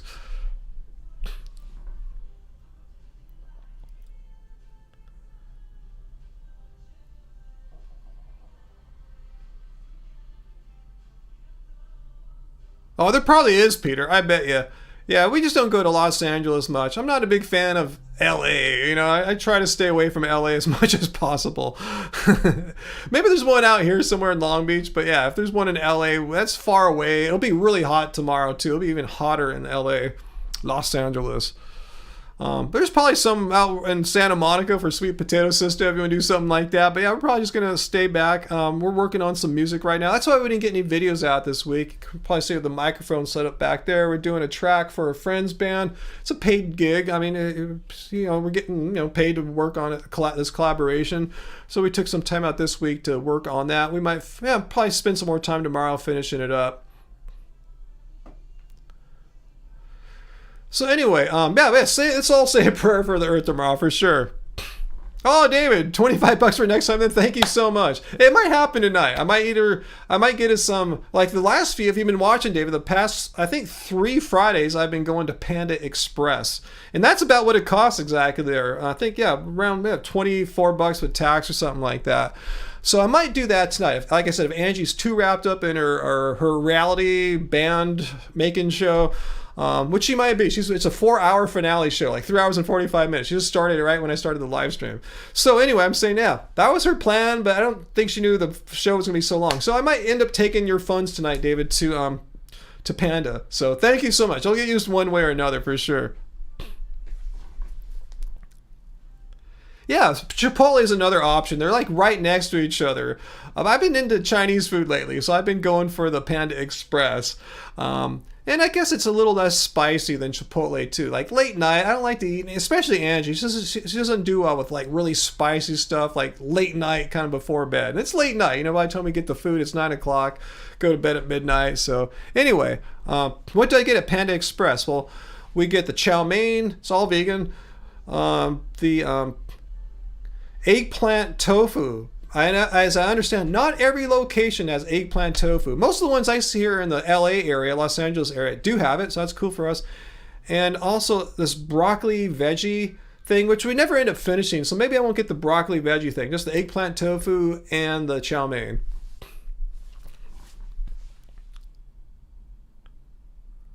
Sweet Potato Sister, you hate living in LA. People always trying to steal your mail. Yeah, that's scary. I always have to like be careful when I order something and have something delivered. Like, am I going to be around that day? Because I don't trust stuff. Yeah, one time, years ago, I used to, when we fulfilled our orders here for our t-shirts, I would just leave them out in the mailbox. I would notify the post office the night before on the app. They would come and take it the next day. One night, some guy just came and grabbed all the stuff, not a postman. So ever since then, I haven't left anything for pickup for the post office. But yeah, I'm always paranoid and careful about stuff being stolen too. I think it's a problem everywhere. Jesse, is he back? If he's back, Peter, if you're here, or Uncle, you can ban the same guy who keeps creating new accounts and trolling us here. I give you guys the full blessings to do that.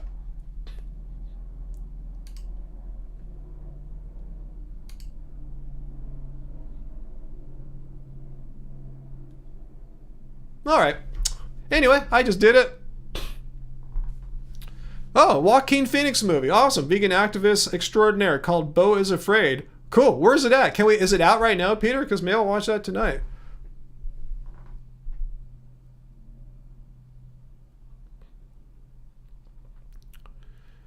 David, your panda was skimpy as hell. Yeah, don't get the smallest sizes because they come in like small, medium, large. Don't get the small. The small isn't really a good deal. Get the bigger ones is all I can say because what we get, I forgot which size we get. It's in the app here. I just hit reorders, every time. It's pretty filling for the two of us, for me and Angie. It's a pretty kind amount of food. It's out but in theaters. Ah, okay, bummer. Liberty Vegan. I'm a right-leaning vegan. Do you all hate me? What kind of trolling is that? Like, we're not haters or anything like that. You're free to have your beliefs and stuff. That's totally cool. I'm a centrist person. I'm an independent. That's what I'm registered as. Yeah, I don't hate people unless they do something really stupid to me. I typically don't hate people.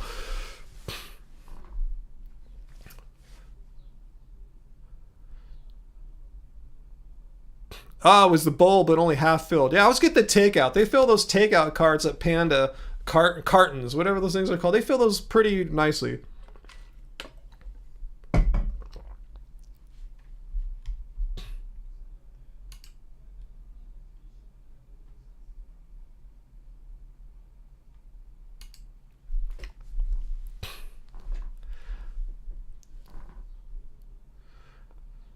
Well, this isn't Portland, Liberty Vegan. As long as you're cool, as long as you can respect our basic rules here. Here's the rules. Just be civil, no personal attacks, no harassment, racism, sexism, ageism, or homophobia of any kind. No spamming or trolling. And if you're a vegan, you don't even have to worry about rule number 3. So if you can abide by these basic rules of civil engagement, you should be fine here. Yeah, the whole point of this live stream is I don't want a bunch of people who are here just to tell me, hey, you're awesome, Ryan. I agree with everything you say. You're the vegan cult leader. You're the best. Everything. I can't disagree with anything you say. No, I encourage disagreement. That's all cool. Just be civil and respectful.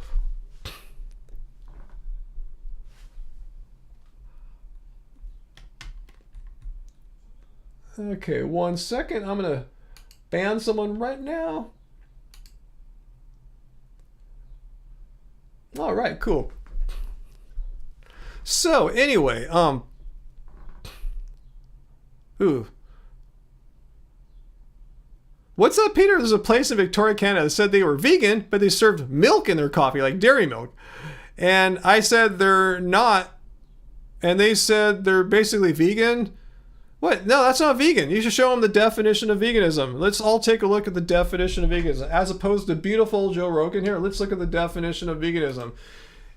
A way of living which seeks to exclude as far as possible and practicable all forms of animal cruelty and exploitation. So it's extremely possible for this vegan coffee place to get a plant-based milk. Even all the non-vegan coffee houses here in Long Beach have almond milk. So I don't understand how a place calling themselves a vegan place can't be bothered to order almond milk, which even non-vegan places order. I mean, that's ridiculous. That is completely ridiculous, Peter. That is the saddest thing I've heard all day, and I've heard some wacky stuff on this live stream. Thanks, David. That's why Ryan's a cool dude. We've had some back and forth, but he isn't one of those vegans. I consider myself to be a rational person. Engage with us civilly here, engage with me civilly, and let's just have a logical discourse.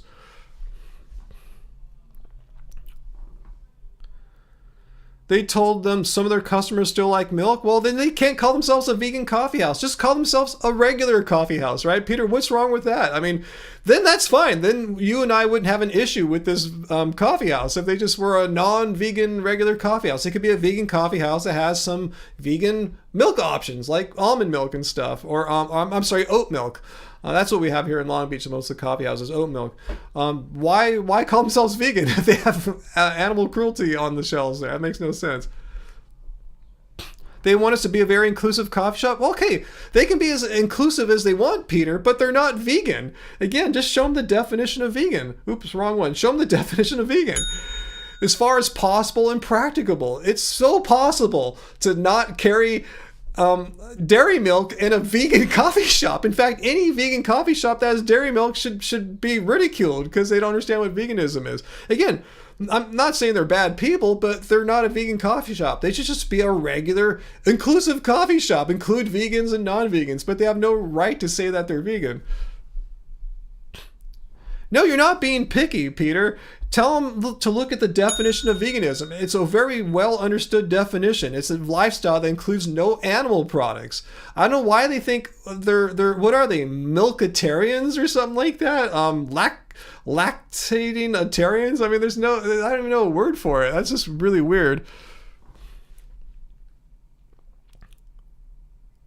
Yeah, milk is just gross, whether you're vegan or not. Like milk from an animal that was meant for a baby, one of the animals, and you're drinking it as an adult. Like what kind of twisted, wacky zaniness is that? Just think about it. People say, "Oh, it's just milk." Like, "Oh, the store by the..." No, it came from another animal, another species, and it was intended for its babies. Like, why are you drinking it as an adult human? It's completely ridiculous.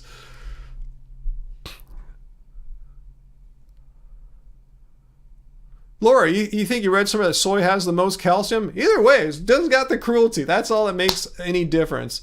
It's that, that's... Uh-oh.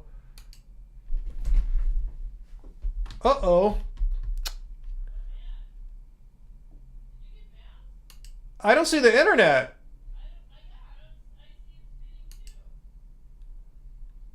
Uh-oh.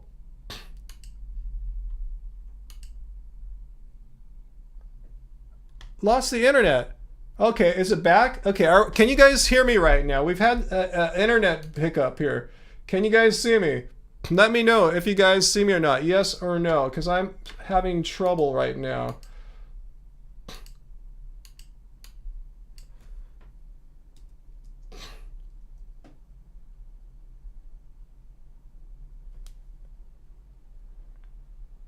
No internet?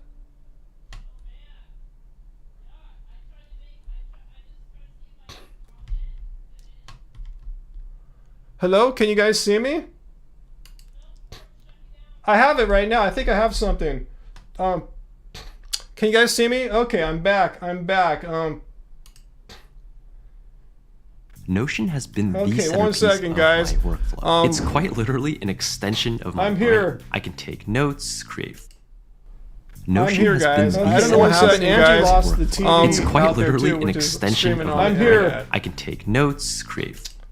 Hang on one Notion second. I'm here, has guys. been I don't know the what happened. centerpiece Angie of my lost the workflow. TV It's quite out there literally too, an which is extension streaming of on my the brain. internet. I can take notes, create. One second. Hang on. Let me try to get things back in place here. Sorry about that. That's the first time. We have fiber optic. That's the first time we've had an internet hiccup in ages. That sucked. But anyway, we all seem to be back here. I apologize for that. Don't know what happened. Thanks for staying with me. You okay now? I have everything back. Yeah, I mean that's why we got the fiber optic internet. We haven't had any hiccups for months, so I guess it was about time. Okay, can you guys hear me? Everything good? Visual good? Sound good? No overlapping voices? Everything cool? Thanks for coming back. I don't know what happened there. You heard the overlapping voice too. Are we good now though? Is everything fine now? Let me know. Tech. Thanks. That's why we don't get high when we do a live stream. Being able to troubleshoot immediately and get everything working again. Yeah, veganism debunked. But I think it was my internet. I think it was our fiber optic just kind of went out for a second. Maybe when this is all done, I'll restart our router and stuff just to get, all refreshed again. But that was weird. Yeah, the fiber optic has been solid. It's been so good. If you guys have a fiber optic in your area and you want a really good internet connection, a real solid, way more solid than anything I've ever used before, like DSL or cable. And it's just as fast upstream as far as the speed is up and down the same speed, which is great for live streaming. So I can have a bunch of bandwidth going upstream, uploaded to YouTube. So anyway, back, everything's cool. Whew, hate that. Hate tech problems. Let's snap you out of that. Sorry, Heidi. All right. Did I get high yesterday? No, I didn't get high yesterday. Yesterday was 4:20. I didn't get high. I was so tired after Disneyland yesterday. Are you still with us, Laura Ann? But I was so tired after going to Disneyland yesterday. So kind of zapped from all the heat. I tell you, it was a really hot day. Hottest day of the year by far. I just came home and just took it easy. Just took a chill bath and just laid on the couch and kind of fell asleep out there. It got me. So yeah, we didn't celebrate anything like that yesterday, Peter. Just came back and we did have a drink yesterday, strangely, at Disneyland, but that was it. That was us partying.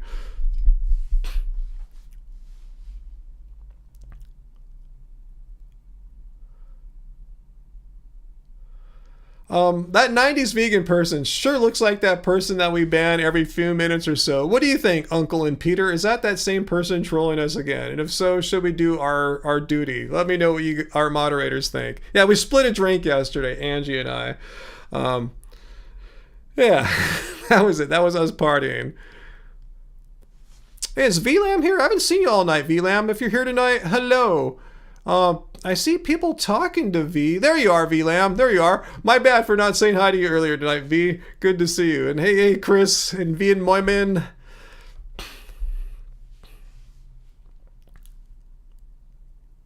You thought so too, huh John Zook?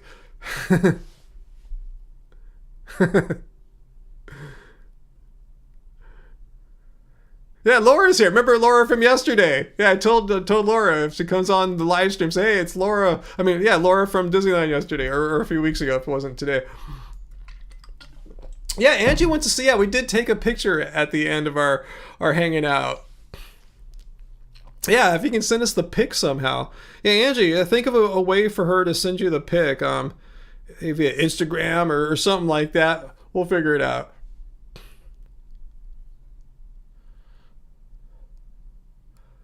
So anyway, do we have any questions now that we're back and the hiccup is over? Let's see. You're into Dr. Pepper, Heidi? Yeah, sometimes I have a craving for root beer. I don't know why. And fortunately, Disneyland has a nice root beer there. I forgot the brand. It's like Barks or something like that, you know? But anyway, I know it's like that craving sometimes for a good fizzy water. Oh, there you go. Yeah, Laura, if you could, that photo that we took yesterday, if you could tag it on Instagram or just DM it, direct message it over to our account. Happy Healthy Vegan. So easy to remember. Awesome.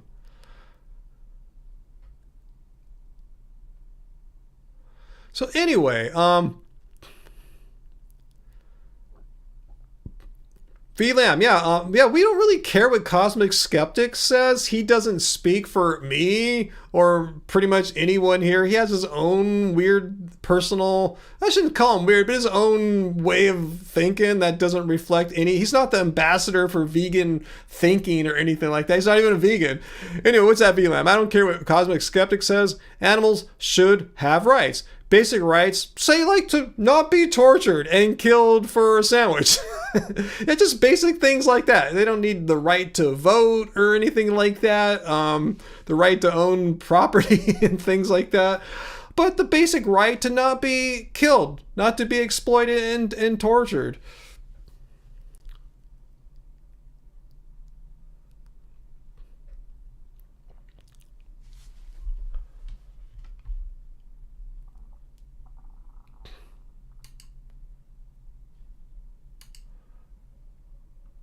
I'm glad you guys all showing Angie some love here. Really nice of you guys. No, Uncle, I don't know anything about that. Should I know anything about Morbin of the Astro Boy Band?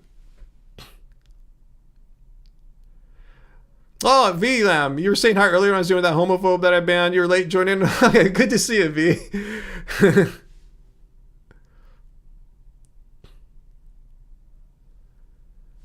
Let's see, Jason. Ryan, I've enjoyed watching your videos. I'm curious if you grew up with camping or picked it up later on. I like to try with my kids, but don't have experience. Any tips for getting started? Watch our videos. If you like camping, you've seen hopefully our Catalina camping series videos. If you haven't, just go on our channel in the videos page and look for like Catalina camping. I'll show you how to do it right now. I was over on our page earlier looking for videos. One of me here playing basketball, but just look for like, say, here in the videos, there's a search thing, the icon here. Just type in camping, and I have a whole bunch of our vegan. We even have a vegan camping playlist here too. So check out our camping vids there. But yeah, I did camp a little bit as a kid, but not much. I really started camping a lot with Angie as in my like 40s or whatever. So yeah, you could totally like pick it up for sure, I think.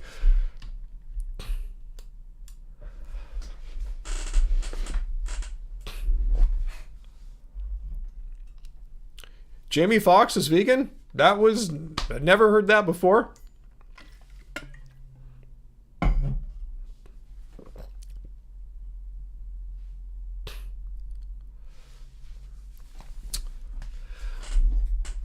Why is claiming that animals have rights incredibly dangerous? I mean, even non-vegans know this. In our common law system here in the United States, animals implicitly have rights. I just can't go outside and start killing animals out in my neighborhood here. I just can't go out and find stray dogs and cats and start killing them. They have rights. I would go to jail or there'd be some kind of penalty if I violated that law. Why did they violate that law? Because the animals in our neighborhood have a right to not have some maniac go up and start stabbing them in the middle of the street.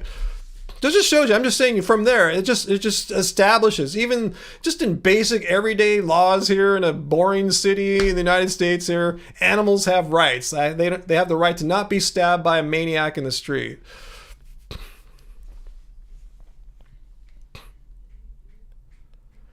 Yeah, I didn't click their video yet, but I saw that, yeah, Brian and Anna took a trip to Oahu. I don't think they went to where I want to live at on the Big Island, but that's cool. Yeah, vacation out there. Yeah, thanks for sharing that bit there. Californians know how to camp. Hey, I know how to camp. I was excited to learn that in Hawaii, Hawaiian residents have like really cheap camping fees, like almost free. Well, you know, if you're not from Hawaii and want to camp, you pay a higher price. So I'm excited to do a lot more camping in the future. Just thought I'd throw that out there since we're talking about camping, and Hawaii got brought up right then.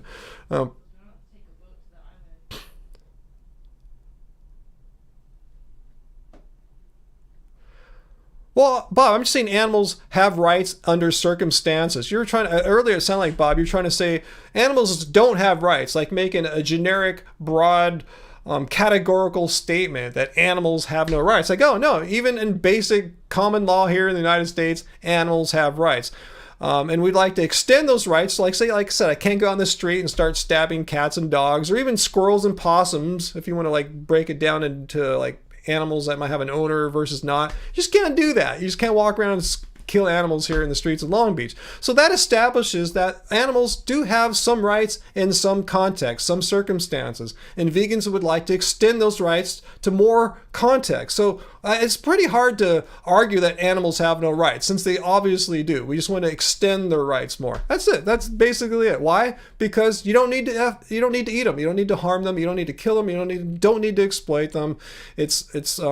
Now, I've said this a million times, absolutely unnecessary to have animals die for you every day in order for you to keep on living. You can eat plants.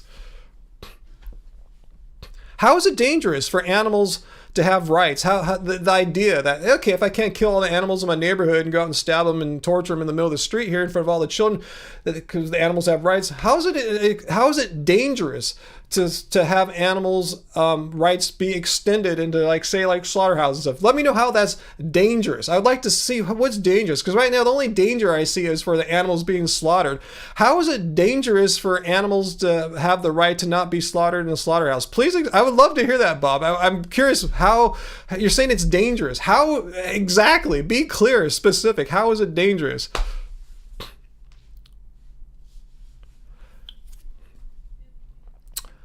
Oh, we're really not talking about pests. If you look at the definition of veganism, Bob, well, that's not the definition of veganism. Let's look at the definition of veganism. It's a way of living which seeks to exclude as far as possible and practicable all forms of cruelty to animals, cruelty and exploitation to animals, as far as possible and practicable. So what they're saying here by the language of possible and practicable is vegans, by accepting that we don't want to harm animals, doesn't mean you vegans are forced to live in a house full of vermin and pests if that's what happens to your property or something like that. The veganism doesn't require you to like do such things like that. So this is not really a problem. Vegans don't have to live in squalorous, pest-filled conditions. It's not really practicable and healthy for vegans to live in a house full of vermin and insects. And you shouldn't be forced to live in one because of your beliefs. So that's not really an issue, Bob. That's not an issue for vegans. It's not an issue for you if their animals had rights. No, it's not a subjective definition. As far as possible and practical. So you're saying vegans are required to live in a house full of rodents and cockroaches because of our ethical beliefs. No, we're against animal cruelty and exploitation. You guys, you're taking it way too far, Bob.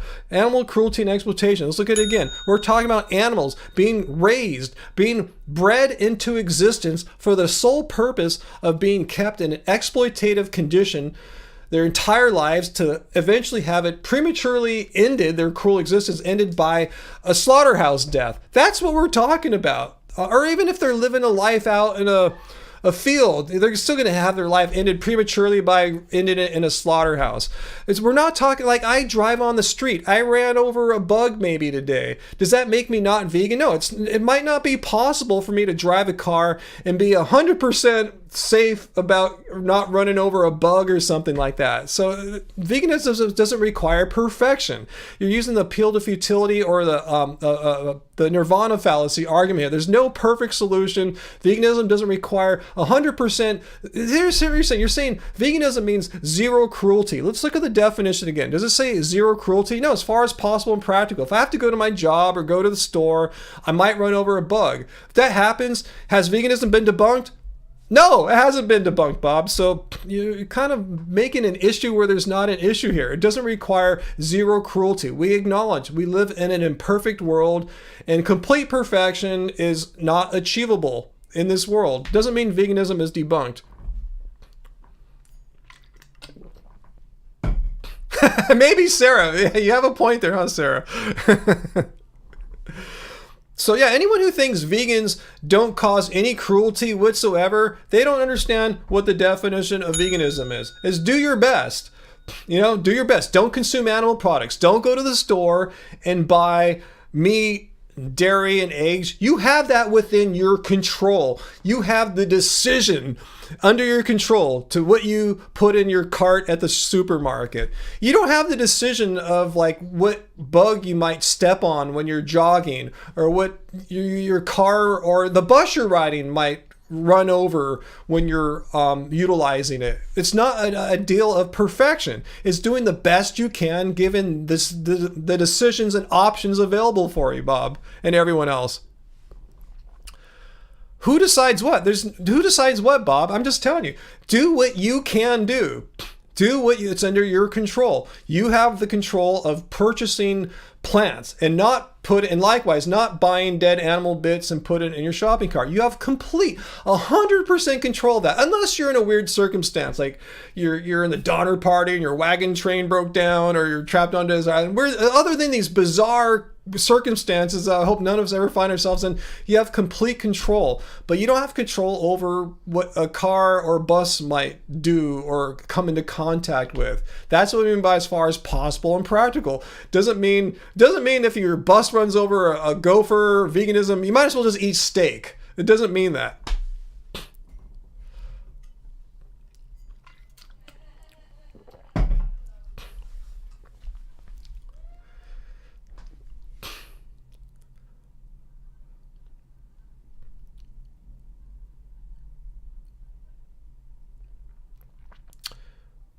Bob wants to eat roaches?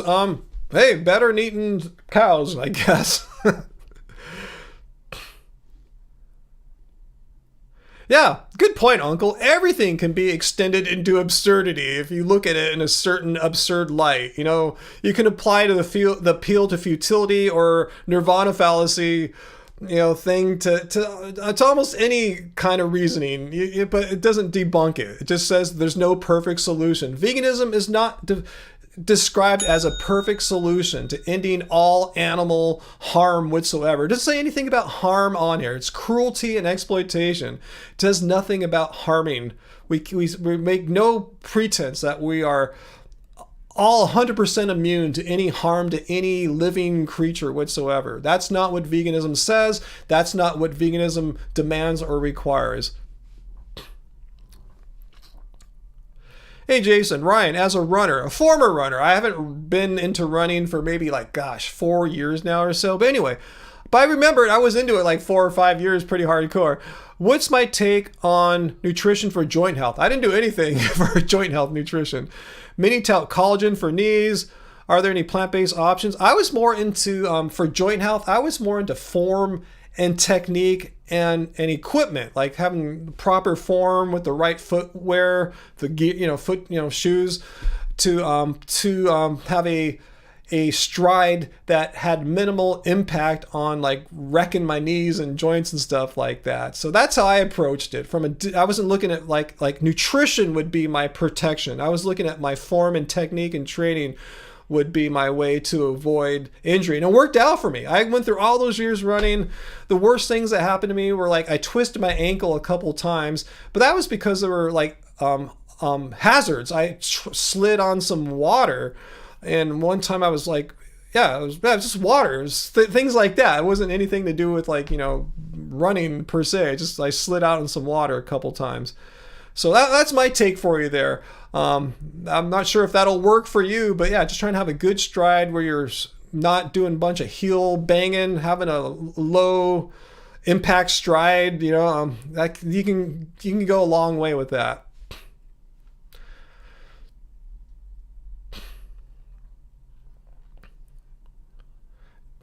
Zen Dim, do vegans absorb omegas more efficiently? Yeah, I'm not a doctor, nutritionist, a medical expert, health expert, so I'm not going to answer that because I have no idea. Maybe someone else might know that, but I have no clue. I'm just a person who avoids animal products for ethical reasons. Oh, I forgot to the thing. All right.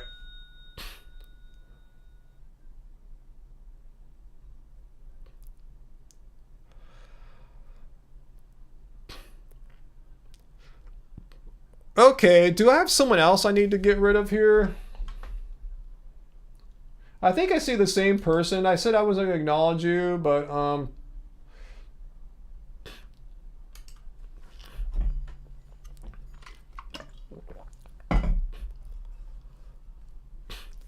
Zendan, how are my omegas after seeing my blood work?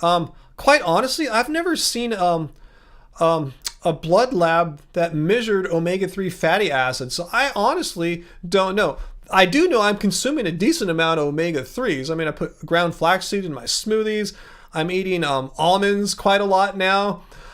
Using all the California water, just kidding. And I know they're high in omega-3s, and I'm getting omega-3s. I just haven't had any blood work on omega-3s because first of all, it's not part of a standard blood panel. If you were to go and ask your doctor to give you a blood panel, they don't measure omega-3s unless there's some other marker in there that measures for them. Let me know. Again, I'm not a health expert or anything.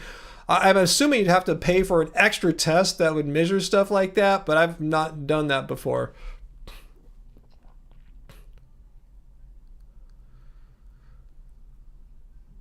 Yeah, ground flax, sweet potato sister, that, and I've eaten way more almonds over the past 5-6 months than I have forever. So we'll see. I just had a blood lab done, and I should get some results next week. We'll see how they go. Yeah, take some D vitamins. Yeah, and you're in Florida too. Yeah, everyone. Doesn't matter what your latitude is. If you're low in D, take a D supplement. That's what your doctor will tell you. They won't say, "Oh, you got to eat more meat." Do I like mushrooms? What kind of mushrooms, Tim? Magic or non-magic? But yeah, I like all mushrooms basically. That said, I haven't had like psilocybin mushrooms in quite a long time, but I did enjoy them a lot in my 20s. I would do them maybe like twice a year. When I could be alone, get in this like cool meditative state and explore. 1,000 calories of almonds today? Wow. How many individual almonds would that? How do you eat them by accident too? How do you eat 1,000 calories of walnuts or almonds? That seems like that would be like maybe like at least 20 individual ones. How do you eat that many accidentally? I guess, yeah, what Flatlander says, yeah, you can just kind of overeat them because they're so small. It takes a while before you start feeling full from them.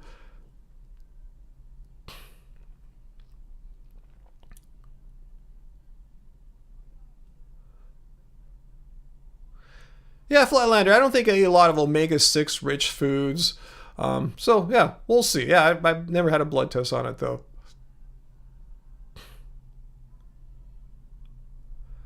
Bob, what are you talking about here? First, this is a vegan live stream. We should focus on eating more animal products if we can help the world. What are you trying to say? Why are you even bringing this up for? Vegan? Are you saying you want it to compete with veganism for helping the world again? Let's look at the definition of veganism. It says, did I get the bell there? I think I did, huh? There it goes. I heard it that time.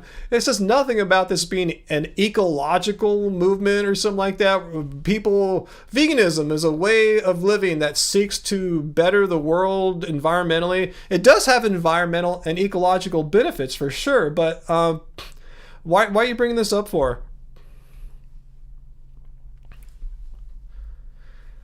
141 almonds? You ate 141 almonds? Are you joking, John Zook? That's a lot of, thanks for doing the math there, Bill. Oh, he has an impersonator. All right, you know what we do to trolls here. All right. You should feel pretty honored there. Our person that comes every week and does this impersonated Bob there. Bob, yes, I did discuss the What I've Learned video. In fact, I made it a 2-part video. My part 1 was so long, I stopped it. I'm going, I could go on for another 20 minutes, which I did on the part 2. So yes, I covered the What I Learned video extensively. I left no stone unturned as far as this nonsense went. So if you want to check that out, it's on our channel. You'll see they're recent videos from the past like month or so.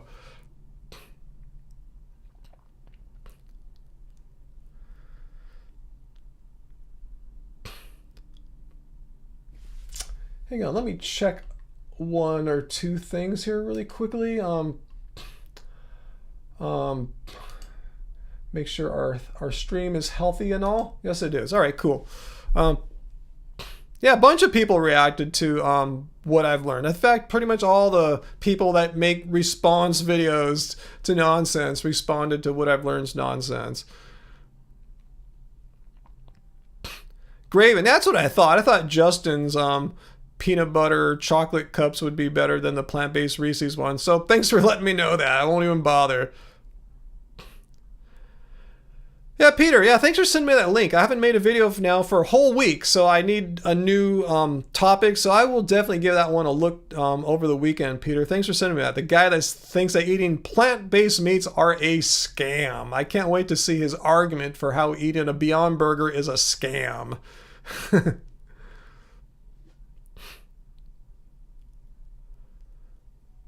Who's Hector Salamanca, Tim? And matching Snoop Dogg cone for cone? What does that even mean?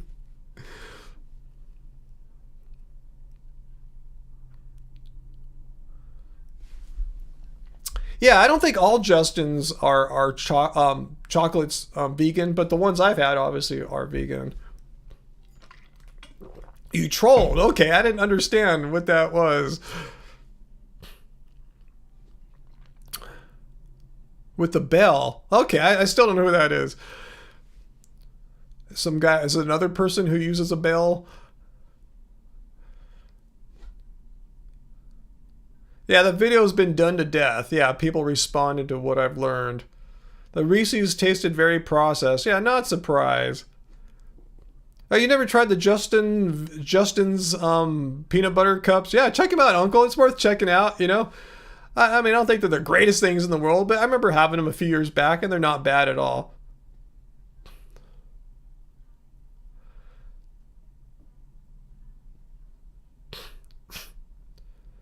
All right, so...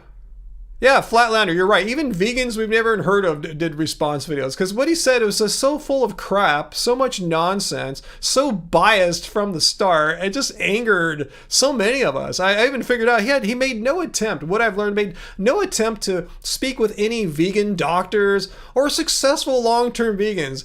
All he did was talk. The only vegan he interviewed was like Ravana. Like, why find a failed fruitarian who was into like long-term water fasting and stuff like that. That's not veganism. Why find someone that wrecked their health on some extreme way of like not eating food for so long and ask them how veganism failed when they weren't even vegan in the first place? I even point out, I remember kind of watching Ravana for a while back. I never remember her hearing her talk about animal rights or anything about the animals. It's always about the fruit, the raw theory and all this. I never heard anything about animals. It's kind of weird how he picked her. And again, he didn't talk to any vegan medical doctors, never cited any opinions of any health organizations like the Academy of Nutrition Dietetics, British National Health Service, Australian Dietary Guidelines, who say eating a plant-based diet is completely healthy. He found an odd one who's had some issues about, in a health organization from France that had some issues about vegan pregnant mothers. That's the only one he showed. Very cherry picking. He ignored the preponderance of health organizations that have position statements that are positive towards vegan diets. Found the one that had some reservations, so biased, so cherry picking. Didn't reflect the scientific consensus in anything. He's saying not to eat fiber. Fiber is bad for you, even though 95% of Americans are already deficient in fiber. Brought up the idea of all these anti-nutrients in beans. They're bad for you, even though Harvard T.H. Stan's School of Public Health website said, soak the beans, of course, and your lectins will be removed from it. It was just complete crap video. So please watch that. My response. And then Ravana, how she lied about being eating a raw vegan diet when she's eating fish without telling her fans for who knows how long. I know, Ravana and her fish. So yeah, good person to interview there, what I've learned. Yeah, again, why do you talk to someone like me? Why do you talk to idiots like John Venus, or show clips of idiots like John Venus? Why not talk to someone like me who's eaten a healthy, balanced, sensible, non-wacky vegan diet for 12 and a half years and is doing fine? The blood tests reflect it, the athleticism reflects it, but nope, talk to people who drink water for a month and a half and call themselves vegan. Yeah, good job, boy. Bill, you should quit veganism? Why is that? Oh, that's a Bill impersonator. Okay.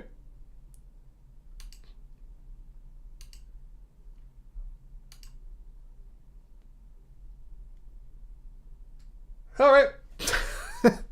Just like that, gone.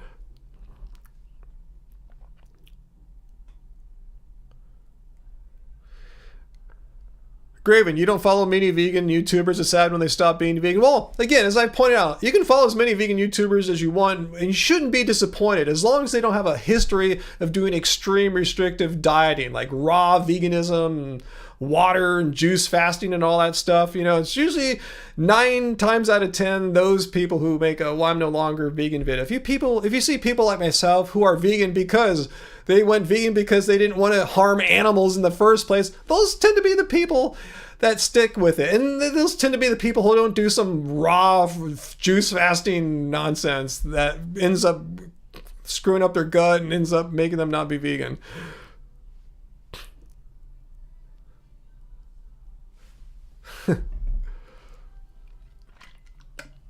Sorry about the impersonators, guys. I think he's just picking people at random. We'll ban him as quickly as he creates them.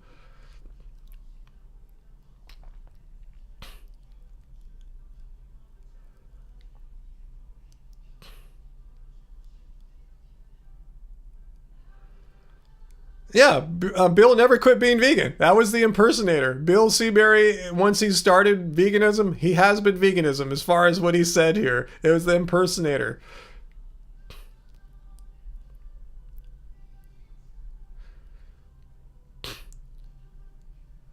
Wow, Bill, you're watching the East Coast playoffs as well. Wow, I'm just watching the Lakers. That's it.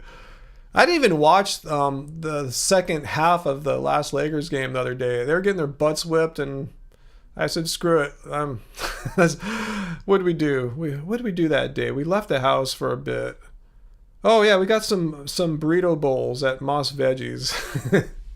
I said, we've done burrito Thursdays there where you buy one, get one free, but we never did the same thing on Wednesday where you buy one bowl and get one free. I said, let's just go get some burrito bowls and eat them out in the sun, and that was that. That's funny, Bill. I mean, not funny, but yeah, he probably has no idea. Okay, I've never seen Breaking Bad, so thanks for letting me know what the reference there is, Tim. Knicks won by 20. Wow, that's a spanking there.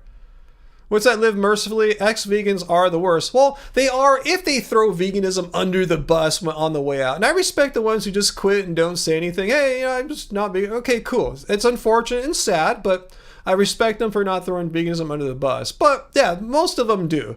All of a sudden, when they're not vegan, then they start spouting on all the nonsense that they were debunking like before. But anyway, especially the ones who end up going in the exact opposite direction. Yeah, we won't mention some of those names there, but yeah. Hey, Sean Cope, how's it going? Hey, Sarah, well, glad you're here with us. Yeah, you've been with us for 2 hours solid, and I'm feeling pretty hungry too. I can see myself leaving within the next 15-ish minutes as well, because yeah, I burned a lot of calories at the gym today. I think I checked it before I left. There's about 800 calories on the basketball court, so I'm feeling it. And plus, I didn't look yesterday walking around Disneyland for like 5 hours. I probably burned through a lot of calories then too. Back-to-back days of activity there. So yeah, good night, Sarah. Thanks for being with us. Always a pleasure. It wouldn't be the same without you, Sarah. And like the few times you miss us, it's not the same. So yeah, the Suns and Clippers. Yeah, it's 1 apiece now, right, Sean? Yeah, that's right. It's 1-1. I don't think they played a game 3 yet. And Cap, you want to come back and use your real name? How can you use your real name if we banned you? Oh, well, you can try coming back, and Cap. Can you be civil and not troll? Because remember, our rules here, no trolling or spamming. So if you just want to like not violate those rules, we can see. Yeah, why would you even want to be here? Good point, Graven. Why do you want to be here, ANCAP? Ooh, that'd be cool if you protested Jordan Peterson, Peter. That'd be really, really cool. Let me know if you do that. Let me know if you have any good ideas on how to protest. Oh, 2-1 Suns. All right, yeah, Kawhi Leonard's out right now too, so that would help the Suns' cause.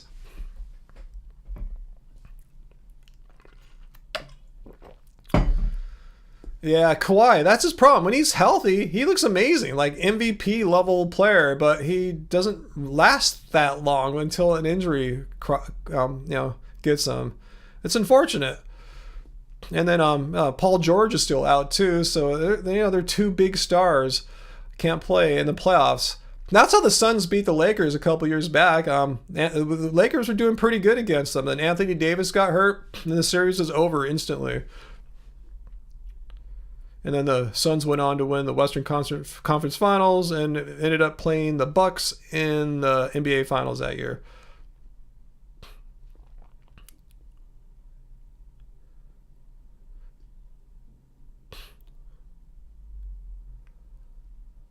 Dude is glass. Kawhi Leonard. I don't know about that, but he gets injured quite easily for sure. Patty, you forgot it's Friday? Well, you can watch a replay because I'll probably be ending this pretty soon. I'm feeling a little bit hungry right now. What's that, Peter? If you want to, Peter, I told you, I give you full discretion to deal with this person that keeps coming back night after night with 10 different usernames after we block them all. I give you complete full discretion. It looks like he's back, and if you want to deal with him, Peter, you have your... I trust your judgment. I trust Uncle's judgment.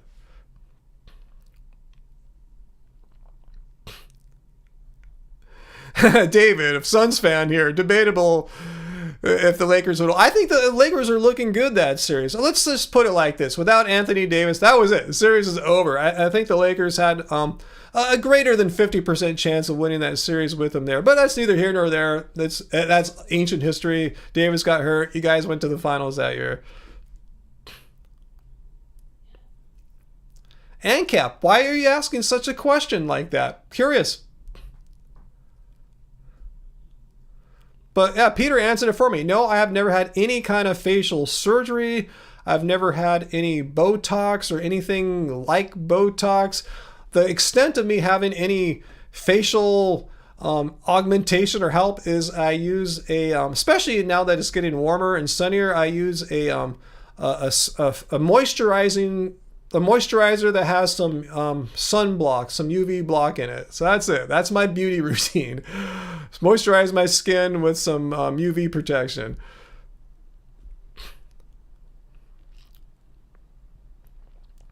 who would be my dream player for one-on-one basketball, Tim? Well, I mean, come on. Of course, my dream player would be like a pro, but I would get my ass handed to me. Like anyone in the NBA would just be able to blow or just run right past me, and you know they're playing the best defenders every day, and then you got me, who's a good defender for LA Fitness, but I'm not like elite level or anything like that. So it's hard to say. I mean, if it could be anyone, I guess LeBron James or something like that, that'd be cool. You know, it could kill me. But anyone in the NBA or any pro player playing anywhere overseas, they would destroy me.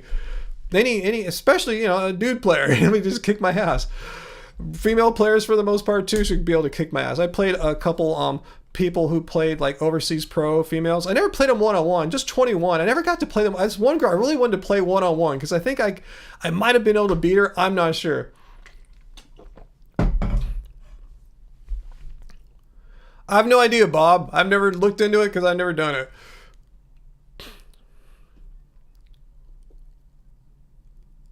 Tim, do one more hour? I'll do a little bit more since everyone's being cool right now. Even ANCAP is being cool. ANCAP, please stop trolling me. We answered your question there. No, I haven't done any of that crap. And I'm not going to get Botox or facial surgery to stop people from being ageist. People will be ageist anyway. People, again, they look at me, not in my face. They look at me, oh, he's vegan. Let's be a dick to him because he's vegan. That's it. They'll just find any excuse. Oh, he looks old. Let's be ageist. Well, yeah, I didn't die yet. I'm 55. I'm still alive. I look older than like I did when I was 45 or 35. But it doesn't give me them the right to go up to anyone like, hey, Dad, you're 55. You're old. Like, who does that? Only an a-hole. Yeah, I agree. And we'll give ANCAP some time to think about it, okay? Give him some time to ponder what he's doing here. Yeah, you're right, Bill. People have no idea how good NBA players are. Even the worst person on any team, just find the worst guy on the team. That guy will just destroy you. I mean, he's in the NBA. You know, NBA players are good. Just there's people way better than him, but still, the worst person on the team, the backup guy who never plays, still will kill you. Will destroy you and destroy someone like me, no problem. You know, I mean, you saw I handle myself pretty fine at the gym. I consider myself, you know, right up there. I hang with pretty much anyone, especially defensively. I mean, I can't beat everyone. There's still guys that are always better, but I can hang. You know, NBA player, no way. I can't hang at all. No, not a clue, not a chance. What brand sunscreen? Oh God, I don't know. Let me look. I can look on let's see. Let me just pull up Amazon real quick here. Orders. Crap! It's making me get a. It's gonna send a text to Angie's phone. She's the one's account. I don't know. It's I think it's like a beauty brand maybe or something like that. I'll try to remember next time what brand it is. Maybe like Acuvie or something like that. I don't know. I just find any moisturizer with SPF. I have no sponsorship deal with them or allegiance to them. There's probably better ones out there. I just thought it was a good product at a good price. Vegan, it said vegan on it. That was a huge feature for me. It says like reef safe. Not that I surf on reefs all that often, but just seemed like a good product at a good price. Well, yeah, 2 friends that played in the NBA. Whoa, tell me their names. Curiously, I had one friend. I went to high school with a guy named Scott Williams. He, this was in the 80s. He was undrafted, but got picked up by the Chicago Bulls, played with Michael Jordan, and won an NBA ring or 2 with Jordan. So, you know, that's a cool story.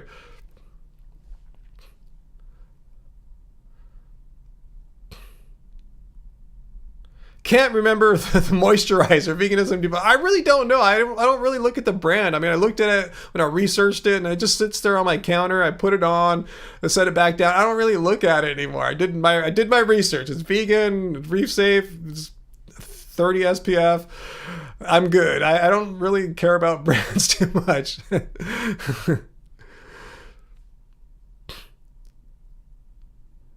Okay, can't stop blind. I'll ask me next week. I'll make a point to remember it. It gives me 7 days to look at it when I put it on. I go, oh, I gotta remember the brand now. I'll get it for you by next week, or I'll just get it up. I'll just go look right now. One sec.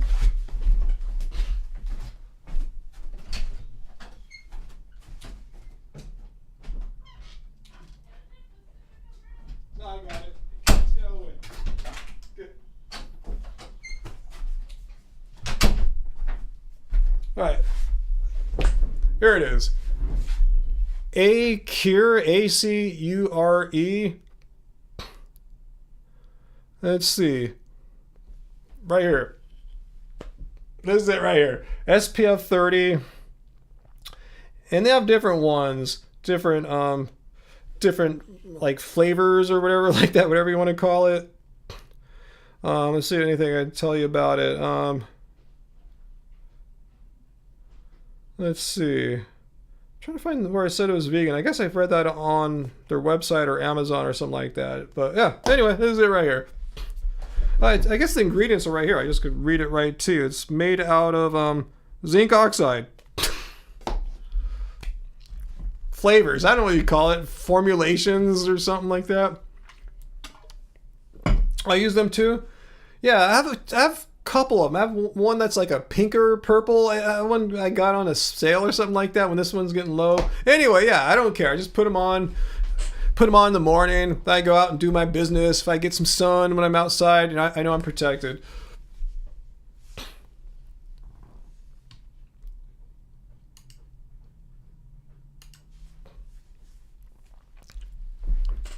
You eat your favorite I don't know what to call it. Flavors? I don't know what they are. I guess flavor implies you ingest it in some way. You know, I'm not into that. Are you going to Ralph's, Sweet Potato Sister? I'll probably be gone by the time you're back. Probably. So, good night, Sweet Potato Sister. Always good to see you here on Fridays. And good night to you, Graven. Always pleasure to see you here, Graven babies.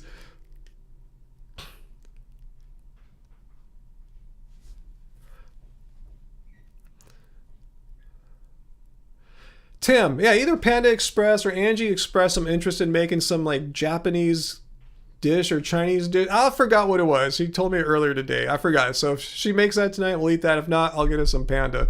Because she is, I think, watching her finale of her putting together boy band, Korean or Asian boy band show right now. Okay, they have a lot of good face products too. Cool. Yeah, I remember I've seen the brand around before. I just kind of did research. I thought it was a good product at a good price. I didn't have any loyalty or anything like that. It just seemed like a good one to get, and I've had no complaints. I've had it for a while. This little bit, it's lasted a long way. Hey, Angie. Angie's here. Hey, Angie, what do you think tonight? Are you into watching your finale show? Because if so, you can keep doing that. I'll get Panda. Or if we want to switch over and make that Asian dish that you're talking about, I'm game with that too. And I'll come out and make some rice if we need some for that. Let me know. I can't remember. Oh, you see our Streamlabs chatbot down there.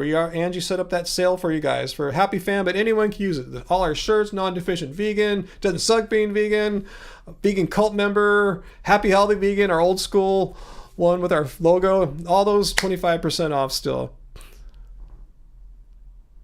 Oh, they're going to announce the top 9. This is it. This is the big moment here. The top 9. This is the 9 members of this band that they're making.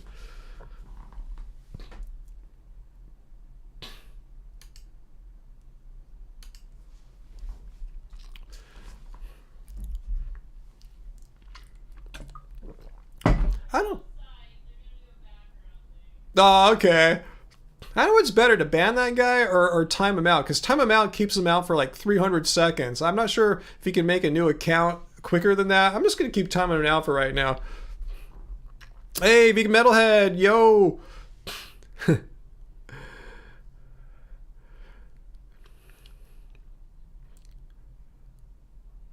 Hey, David. David says, go get Panda. I'm out. Enjoy your night. Thanks for all the super chat. Yeah, you left that nice one there, David. Yeah, thanks for that, David. Appreciate that.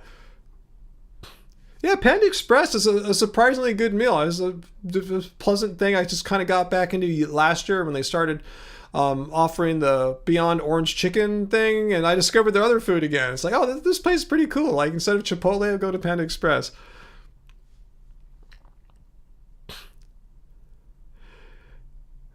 Flatlander says he will just come back again Just successfully ban him over and over again. I know that's what I've been doing, but I think actually if I time him out, that might keep him away longer. If he's just going to keep coming back, maybe I just want to keep him away for 300 seconds at a time, because I think he can create a new account and come back in less than 300 seconds. So I think this is like probably the best way to keep him away for like the biggest interval. We'll see. We'll try it out.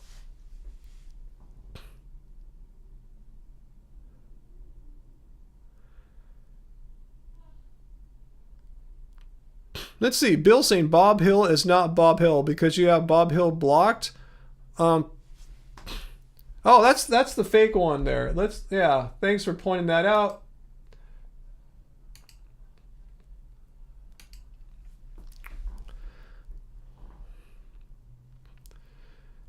Hey, LGA. I haven't seen you all night. Thanks for coming.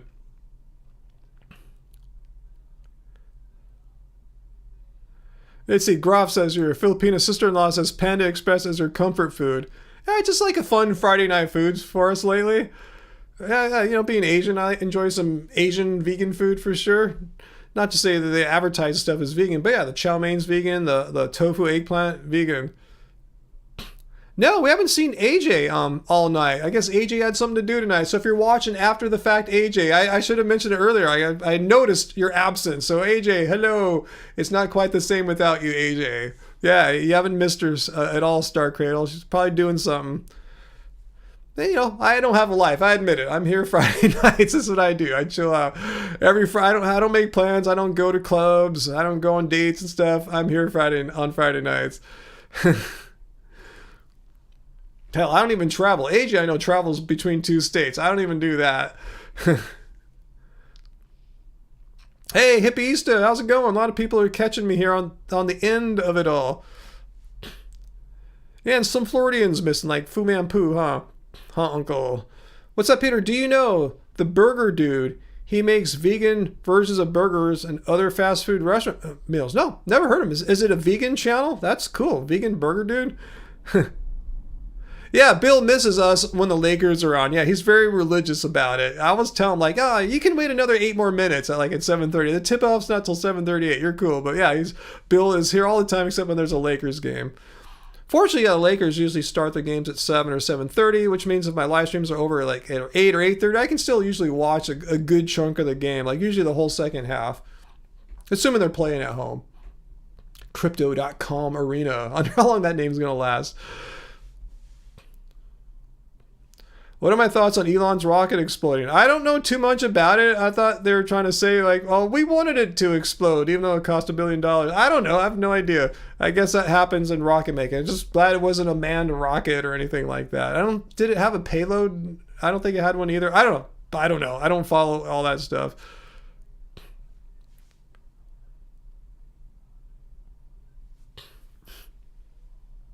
Yeah, Lakers are tomorrow. I believe 7 p.m. tomorrow night, Saturday. The Vegan Muffin Man? No, you guys know so many more people than I do. Ooh, is that a double entendre joke there, Bill?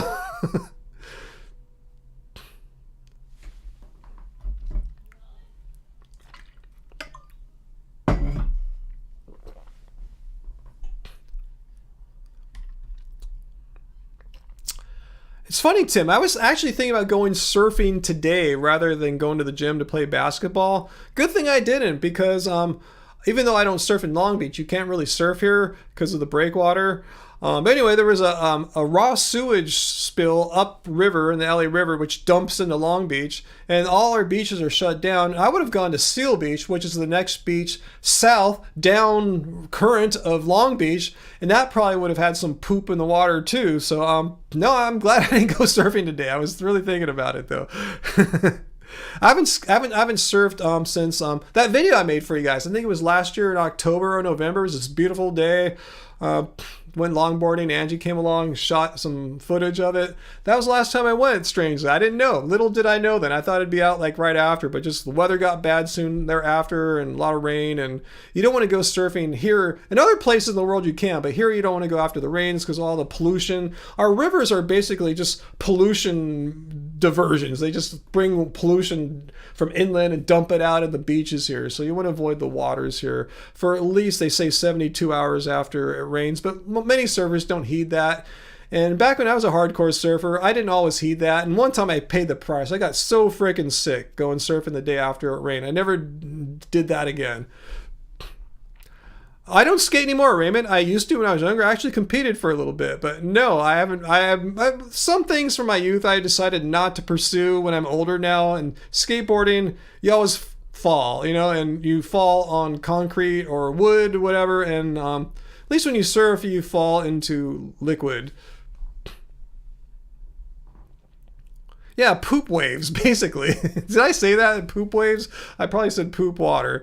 But anyway, I don't know. Favorite music album? I couldn't say, T. Felton. I'm sorry to disappoint you there.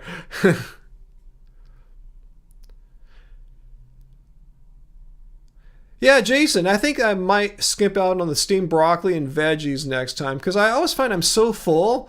I can't finish that. It's hard to eat all that roughage at the end there. Just so filling. So I end up like maybe throwing half of it away. I feel bad. So I just might not get any next time.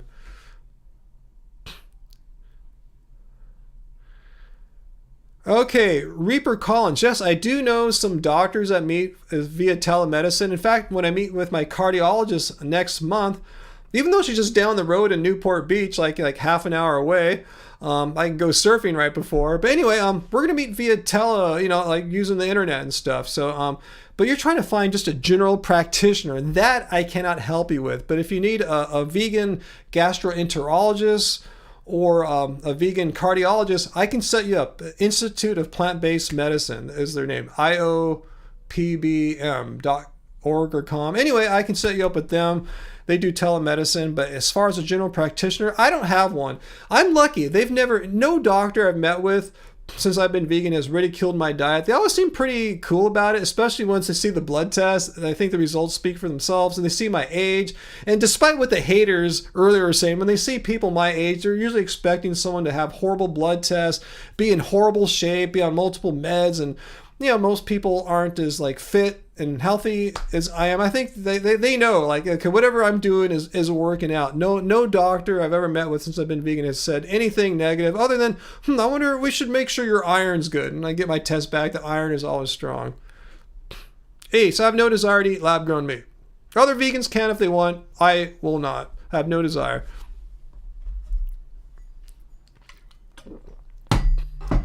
Tim, in the future, would I ever do something like testosterone replacement therapy? I'd probably have to be pretty old for that, because right now in my 50s, my testosterone is like a guy in his late 20s. So I'm not sure when I would even think about that. Like when I'm 70 or something? I don't know. Probably not. When I'm 70, I'll probably be cool with having the testosterone of a 50-year-old or something. I don't know. Probably not. Patty, your doctor suggested vegan to you. Wow, that's amazing. You don't hear that too often. Do I take a DHA supplement? No, I don't think it's in my supplement that I take. I don't think so. Yeah, maybe Physicians Committee. I've never looked into them as far as finding a doctor. Hey the beach near where you live gets foamy and disgusting after it rains too. Yeah, ours doesn't get disgusting and foamy. Ours has bacteria and trash that gets pulled downstream with the river that dumps in. There's two rivers that dump into our area here, basically. Anyway, it's bacteria. You can't see it. It's like the hidden thing that makes you sick.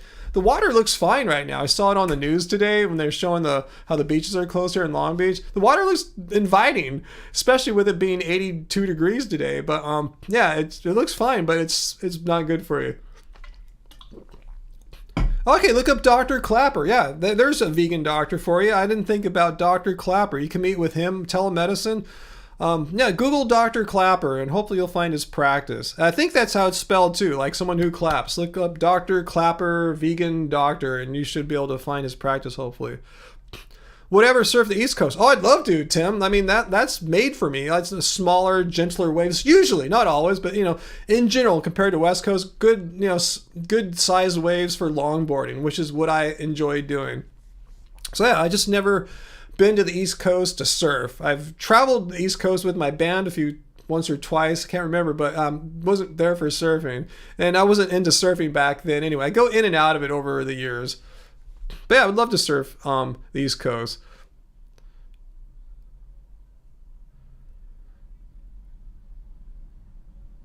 Wow, Uncle. Wow, you know a guy who just got diagnosed with prostate cancer. He's going to have to take meds to block his testosterone. Wow.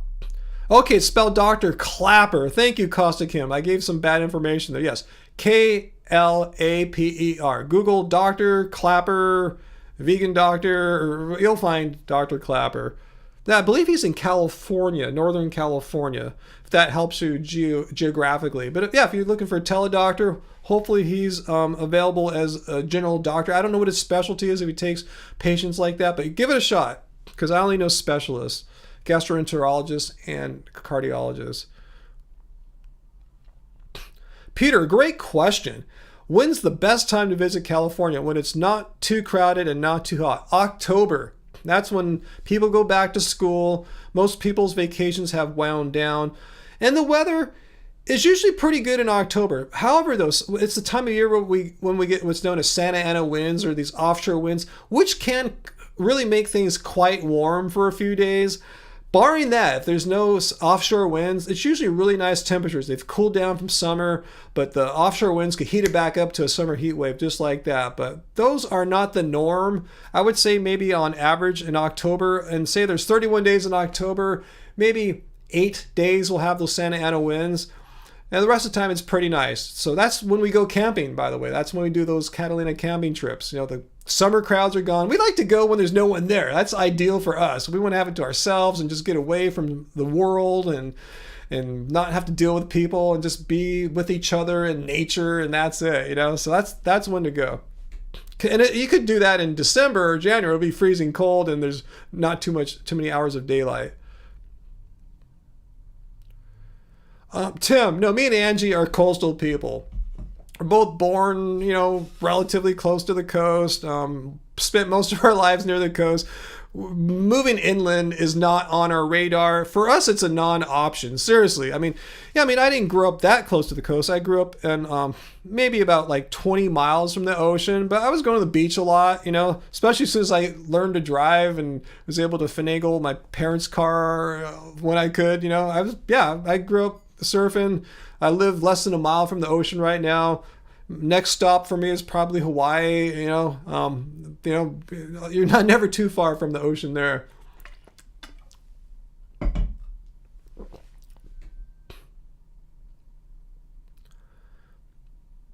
Did we plant anything this year? No. This year it's been raining cats and dogs. No, we didn't. We've planted nothing.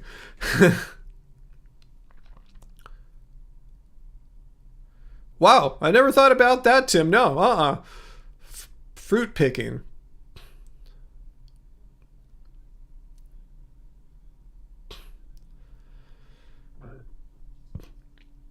Vancouver or Victoria, not too cold most of the year. Yeah, I'm sure. Imagine that, because you're along the ocean, so you pick up some of the warmth of the ocean compared to the cooler inland continental mass. But yeah, I don't think I could live there. As much as I want to visit Vancouver and Victoria, Peter, I don't think I could ever live there. First of all, gaining like a long-term visa or Canadian citizenship sounds pretty difficult. But I just don't think I could handle that Pacific Northwest weather, because I had to experience it this year here in this weird winter we had here in California, and it sucked. It just made me more motivated to move in the future. I said I have no plan, a definite plan yet, but vague plans. I'm making motions. Taking actions and steps to get there, but it's a long-term plan to move. Yeah, right now, Uncle. Yeah, it's winter water temperatures. 56. Yeah, that's what you see in the ocean here, temperature-wise, in January. It's cold right now. I need a full suit. V, am I worried about Hawaii being underwater in the near future? No, I've seen sea level rise maps. Different areas, islands aren't as badly affected. And plus, I'm not going to live right on the ocean. Just like right now, I live a mile from the ocean, but I can't afford to live near the ocean. I wouldn't want to, because you have tsunami issues anywhere. storm surges, all that stuff. No, I'm not too worried about that. I mean, I would have just the same fears here, like, having some areas here get inundated, but it's something to be concerned about. But wherever I would live at would not be in danger of getting flooded anytime in any of our lifetimes, let's say. I would never be able to afford to live that close to the ocean, and I wouldn't want to anyway for all those safety concerns. Tim, we already attended Woodstock 2013. Did it once. Over. Peter, yeah, we already did. I've been to Hawaii several times. 3 times, I think. And I took Angie, as you guys may have seen in our video, from several years ago, 5 years ago, for her 50th birthday. We went to Maui. Yeah, so we've been to Hawaii. We know what it's like. That's how we start by doing a vacation. Yeah, I've done that a few times. And I know I like it there. Every time I'm there, I go, I want to live there. Let's see, Peter. They might do a vegan camp out in North America, in Canada, or United States. I won't go if it's in the U.S. I would be worried if I'd be shot. But it's a good concern. You have a much higher risk of dying by gunshot here in the United States versus Canada or the United Kingdom. No doubt, all the statistics bear that out, 100%. That said, you're probably not going to get shot. I haven't had any problems with that, but that doesn't mean anything. Something could happen tomorrow. You never know. But statistically, you should be safe in the few days that you're here, especially if you're in a camp out,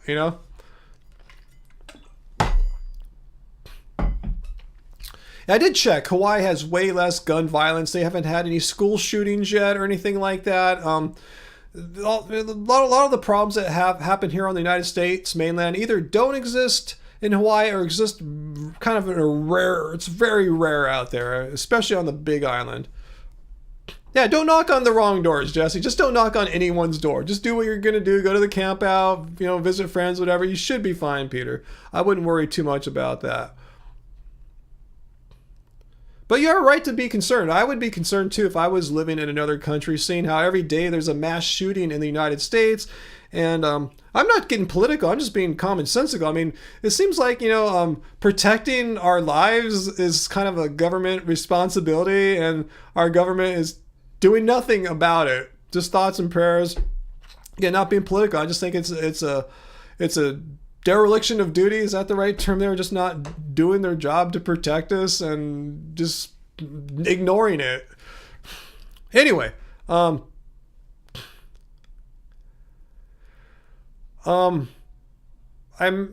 thought I saw an Instagram account with that name before. Like, I thought it was a clothing company, Tim. Am I correct?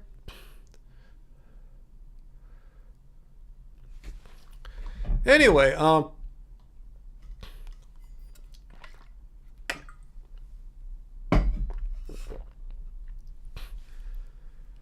yeah, right, Sweet Potato says, yeah, just be careful where you're at in the United States. Just don't do anything weird, If you're in California, this is not like, again, I don't want to make this political, but some states in the United States are open carry, meaning anyone can carry a weapon for the most part without a background check. Maybe you have to be above a certain age or something like that, but California is not one of them.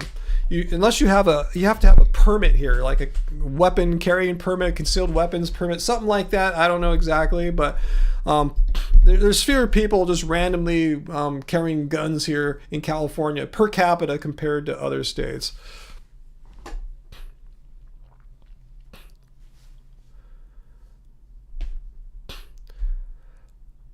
Well, that's your opinion, Reaper. I think the government has a responsibility to protect its citizens. If something is killing people, they have some kind of duty to investigate it and maybe make a corrective action or something to help it somewhat rather than ignore it. Like if a disease is running through, or like if there's a guy running around killing people, like a killing spree, like a mass murderer, the government's not going to ignore it, right? They will investigate it. They'll look for clues and evidence and how to stop it. It's their duty to protect the citizens of their area if there's a mass murderer in the area. So I'm saying the government should do something if something's killing people. In self-defense, it's like it's that's one thing to say, but if you're a victim in a mass shooting, what can you do? I mean, is that self-defense? Is some crazy guy shooting guns? And that's not self-defense. It's just like some crazy guy shooting a bunch of people. It's not, you're not doing. There's no defense if the guy has like an automatic rifle and you're just like sitting in a concert or a school classroom or something like that. Uncle, as far as sea level inundation, 180 feet above sea level at your house. I think I'm roughly something like that because there's a huge bluff at our beach and we live on the plateau of the bluff. So we're probably at least 100 feet above sea level here too.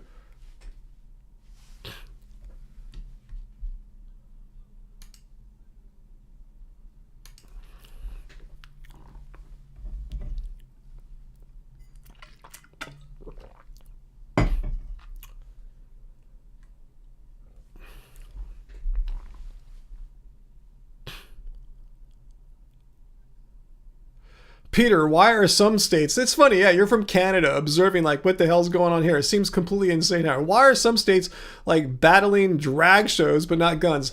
Yeah, I know. I mean, how many children are mass shootings? I think there's one shooting that was by a transgendered person, and I remember like certain political parties were like all up in arms of that. Like, well, wait till the next one; it won't be a trans person just because this one happened to be one. Yeah, they're really not a threat to lives and safety of people here. It's kind of a weird battle to pick because, yeah, in our country, unfortunately, it's gotten down to like culture wars, and that's what it's in. So it's really. A government's not really serving us that effectively anymore. It's like serving like two battling sides or something like that. Nothing's really getting done. Anyway, not to make this too political, I'm just trying to explain it to someone like Peter who lives not in our country, the country right above us in Canada, just trying to tell you how I see things here. And that's one reason why I really want to leave the United States, but I think I'm just going to move to the furthest state and hope for the best.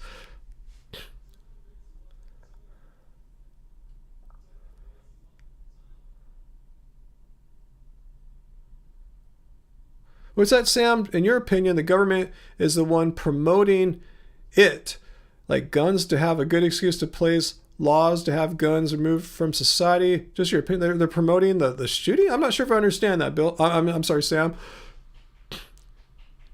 Yeah, yoga on the bluff. You know what I'm talking about. No, we haven't done that in years. Yeah, Live Mercy. I don't have too much trust in our government to protect us. They've shown over the years they're not here to protect us. Right now, I don't think anyone, or not too many people know this, but if you look it up right now, the number one cause of death for children in the United States now is not like accidents or something. It's gunshots, guns. Guns is the number one, deaths by guns is the number one cause of death for children in the United States. I don't think that's true in really any other developed country right now. I'm saying our government's not here to protect us. I'm not making this political. This is why I want to leave the United States if I can. I don't feel protected or anything from our government right now. But I don't see any country I really want to go to, so I'm just going to go to the furthest state and hope for the best, like I said.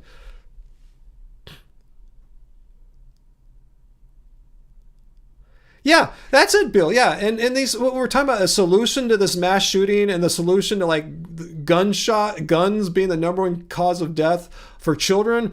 Yeah, no one's proposing removing every last firearm from every last American. It's just some sensible things, like maybe like what did Bill say? Make them a little harder to get, like maybe background checks. People who have records, criminal offense records, and maybe assault rifles. Maybe we don't need weapons that fire off these these bullets that explode in your body, all this damage at like 60 per second, whatever it is, some absurd rate. It's not for sport or anything like that. It's, maybe we don't need those. Just things like that. I've seen no legislation, whatever, that says like every gun from every person shall be removed. I've not seen that.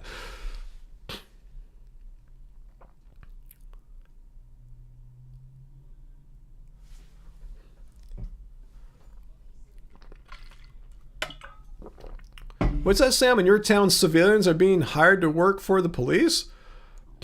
What do you mean work for the police? I'm not sure if I follow. Like what kinds of jobs? Would they not be civilians anymore if they were in the police? Where's your town at, if you don't mind sharing that, Samuel? Just curious. I don't know if you've told us that before. John Jarvie, swimming pools are the #1 killer in New Zealand? Wow. Like drownings in swimming pools? That's what you're talking about there, John? Yeah. I don't know where that ranks here in the United States, but that's definitely not #1 here.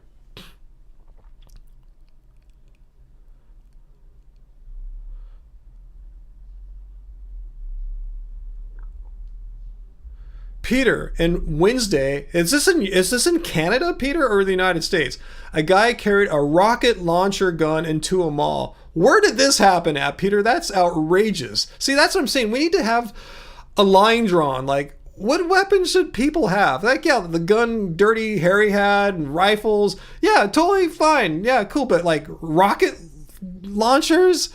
Like weapons that like military have, like can you own a tank, a bazooka, ground to air missiles? We just have to have some kind of sensible laws.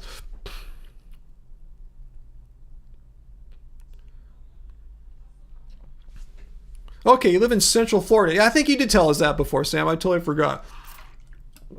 So you're saying civilians are spying on civilians and reporting to the police? Huh. Wow.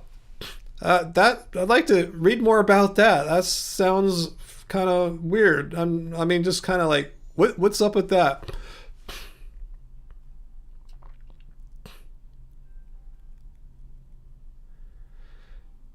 Yeah, Bill. Yeah. Orban's Hungary is not the model we need to move towards. Some kind of like dictatorship model or something like that. Again, this is a country that was founded on like democracy rather than like authoritarian dictatorship or something like that. Just putting that out there. Hopefully I'm not triggering anyone. I'm just old school here, what our country's been trying to do for so long, like democracy. Anyway, I know that triggers a few people, which is kind of weird.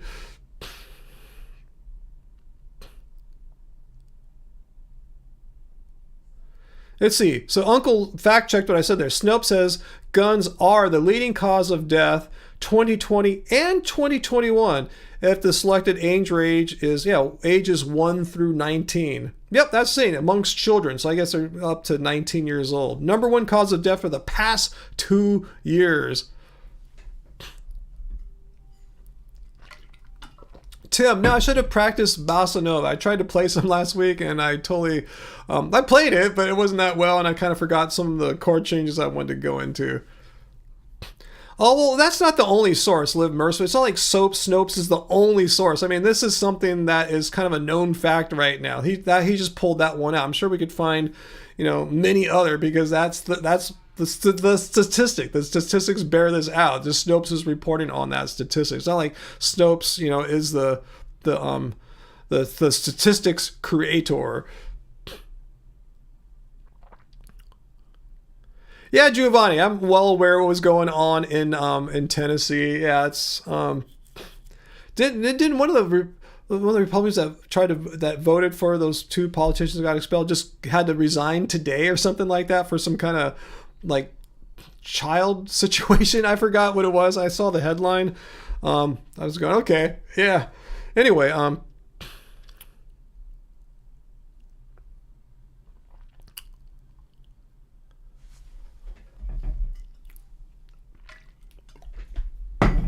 I'm just going to Google #1 cause of deaths among children just to see what's coming up. Top cause of death children.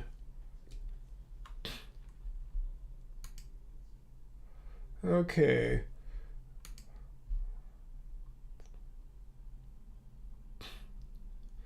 All right, here's from the New England Journal of Medicine. So, it's just because, who was it? Liv Mercilessly saying, don't trust Snopes. This is the New England Journal of Medicine. Current causes of death in children and adolescents in the United States, published May 19, 2022, just last year. Centers for Disease Control and Prevention recently released updated official mortality data that showed 45,222 firearm-related deaths in the United States, a new peak. Okay, so why would they bring that up if that wasn't true? Here's the data right here. Yeah, as of 2019, firearm-related injury past motor vehicle crash. So yeah, we don't need to question the integrity of Snopes. I mean, this is the data from, I guess, the CDC, according to this. Just fact-checking here, you know? Hey, Dr. Bear, how's it going? Glad for you to join us right now. We just researched what the top leading cause of death was for children, and as I said earlier, yeah, it's firearm-related injury, not motor crash.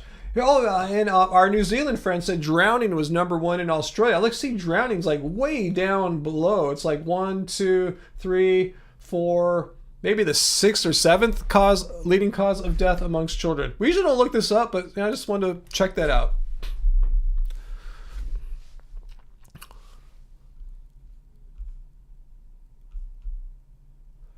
Anyway, any questions while we're here now that we know?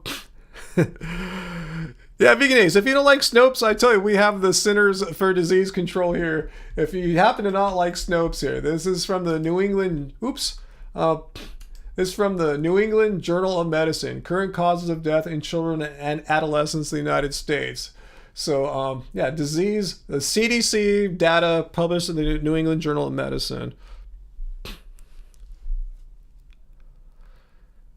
Yeah, Dr. Bear, we just got on to gun deaths here. Yeah, we brought it up because Peter up in Canada is having trouble understanding, like, what the hell's going on here? Because he's afraid to come here for, like, say, a vegan camp out, you know, because, you know, the gun violence situation. Yeah, all you can say is the last thing that belongs in your classroom is a gun. Absolutely. How would my students feel comfortable if they're afraid if you could shoot them?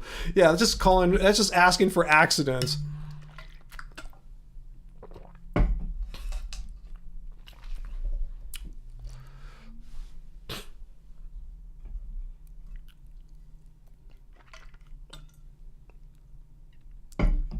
Yeah, Bill raises a good point. People say, well, you know, these gun mass shooter people all have mental health issues. And as Bill points out, all other gun-owning nations have the same issues. That violent movies, mental health issues, and the levels are not like here. They have the same factors. The only variable that is distinctly, largely different between us and these other nations are the gun policies. So that seems to be it. It's not mental health. In fact, like in Japan, like their suicide attempt rates are like dwarf ours, make ours look chill, and they don't have anywhere like the kind of gun violence. So mental health issues are everywhere. You know, all these issues, movies, mental health are true in all the developed nations for the most part. Health inequalities too. Yeah, we have health inequalities here too. All right, yeah, we're the only developed nation that doesn't have some kind of like, you know, like, yeah, you can go to the doctor. We'll take care of you. We don't have that here. Even though we pay more than any other nation, we get less for our money. Can't wait to become old enough to get Medicare.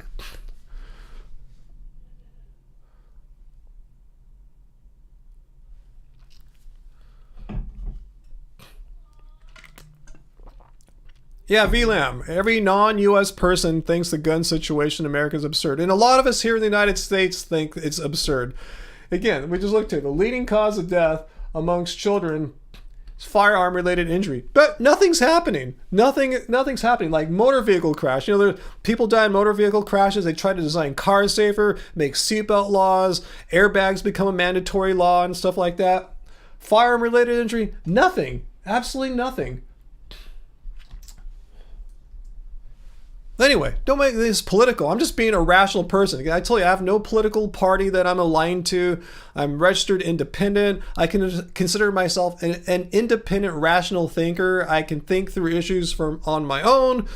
I don't need a party to tell me what to think. I don't need a news channel to tell me what to think. This is my rational thought here. I just think it's kind of irrational that we have all these gun deaths and nothing. Just ignore it. Just pretend it's not happening.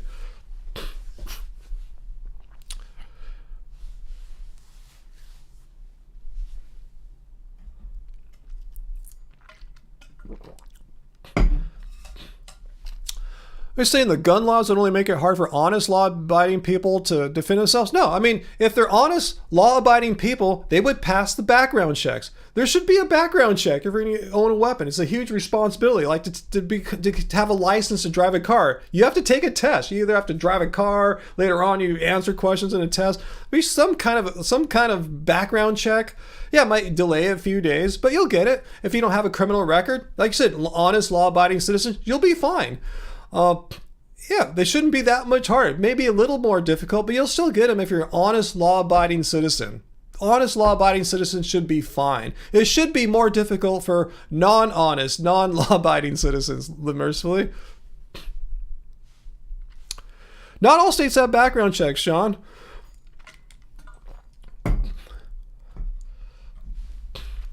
But yeah, that's all. I mean, I'm not trying to pass any laws. I'm just repeating what I hear that the proposed, not solutions, but things to try to do are some background checks, ban certain things like assault weapons or something like that. You can still be able to defend yourself. Dirty Harry did fine without an AR-15.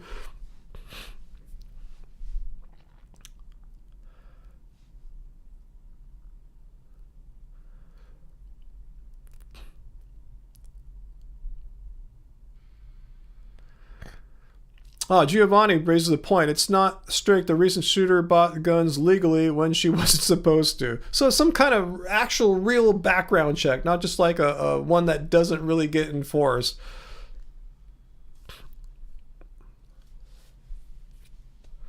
Hey, Patrick, thanks. Yeah, we're getting kind of political here at the end of this live stream tonight. But Giovanni nailed it on the head. Again, my unpolitically biased opinion is that, yeah, follow the money. Just like in meat and dairy, follow the money. Here, yeah, NRA, very strong lobbying arm. They do a really excellent job of lobbying and paying the right people to keep things as they are, and that's why there's not much change. No change is happening. Live mercifully. No one said strip people the basic right of self-defense. Again, background checks, maybe ban assault rifles, but like no one's talking about removing all these guns. I mean, just certain ones and slowing down the process of acquiring one to prevent those who are not law-abiding, citizens and mentally healthy people from acquiring them. Everyone's going to be fine. You're still going to have all your guns, And I'm not anti-gun. I've gone to shooting ranges. I've talked about that many times. I used to go to a shooting range in downtown LA, fire handguns. I'm not trying to remove them. I'm not trying to take those away. Just certain basic common sense things.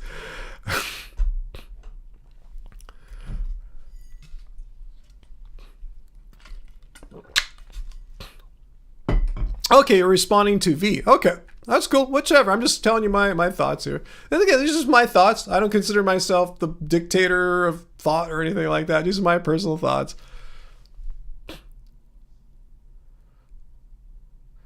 Vegan Ace, I do wonder if there is a connection between the mass shootings and some kind of, like you said, some kind of pharmaceutical drug of some kind of like a psychotropic, like ones for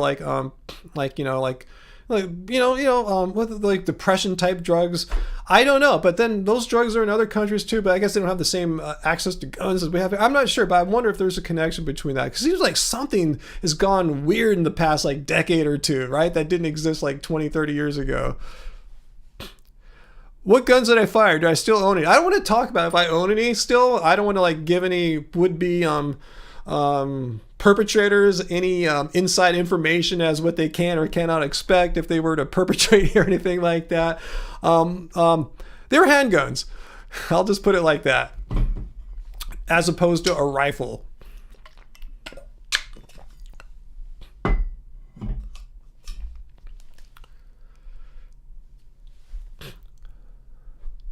Yeah, I don't like to give too much personal information out, Uncle. Yeah, I think you can understand why. Because people hate me because I'm vegan, so they'll find any reason to, F with me.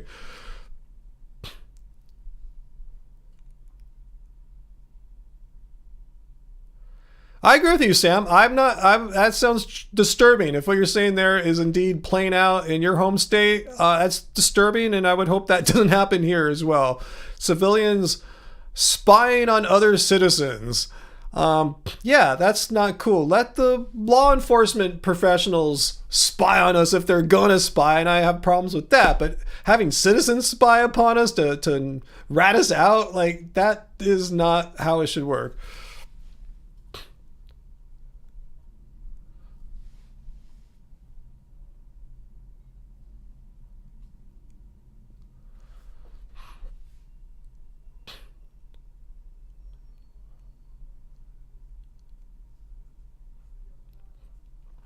Yeah, true on that, Bill. Yeah, there's one common denominator in gun crimes: the guns. Yeah, that's just most people are calling. They're calling for some action, just some common sense legislation. It gets blown up by the right. That there's this call to like remove everyone's guns from them, and I've never seen any proposal resembling that whatsoever. That's just the way it gets promoted and over exaggerated in a untruthful way. Unfortunately, it gets people fearful of any change ever happening because they think that's what's going to happen. Yeah, stitch culture would be bad, Uncle. Yeah, exactly.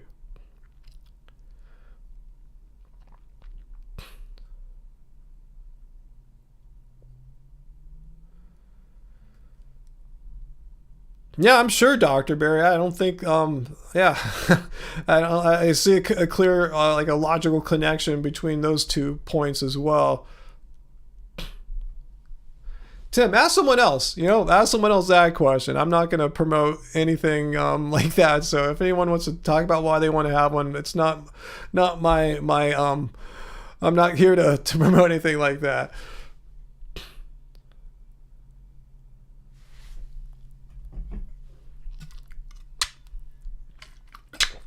All I can say is, what kind of world would I like to live in? Do I want to live in a world where I'm walking down the street and tons of people are packing? No. Maybe you like that, and that's cool. We're all different people here. We all have different things that please us or we don't like. I don't like that. I don't want to walk down the street where is he packing? Like legally, like not just criminals like illegally packing, but just everyone open or free carrying. I like how it is right now in California where you can't do that. And I'm going to go somewhere where it's even probably more rare for people to be doing that. I'm just saying that's me. That's my preference. If you have a different preference, totally fine. We all have different backgrounds, different ways we grew up, different things that would make us feel comfortable or not comfortable. And that makes me I don't feel comfortable in a situation like that. Especially now. Maybe 30 years ago, I would have been cool with it, but right now, I'm not comfortable.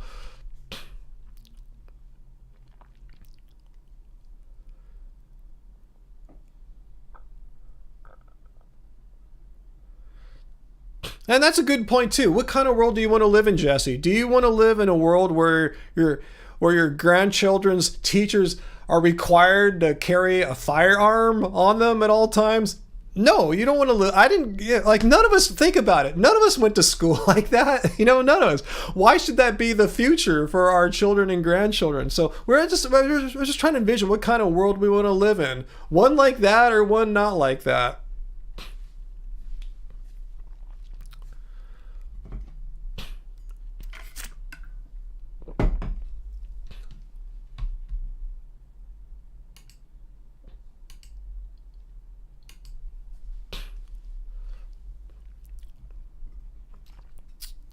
I don't know, Vegan A's. I'm not sure. Fortunately, I guess the few times I'm in Nevada, I'm in like tourist areas. So I guess I'm more around like wannabe gamblers and stuff than people packing.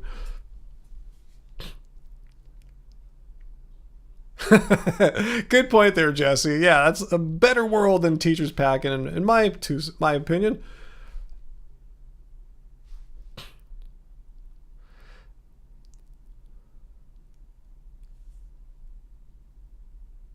Good point there, Uncle, too. Yeah, I would have been scared of a few teachers in my past if they were packing, huh?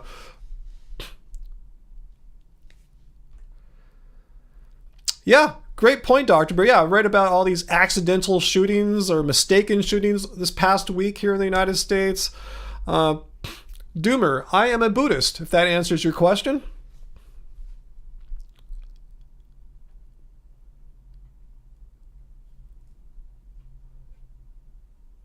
That's cool, Patty. If that's what makes you feel comfortable, if that's the kind of life you're used to, cool. That's not the kind of world I want to live in out here.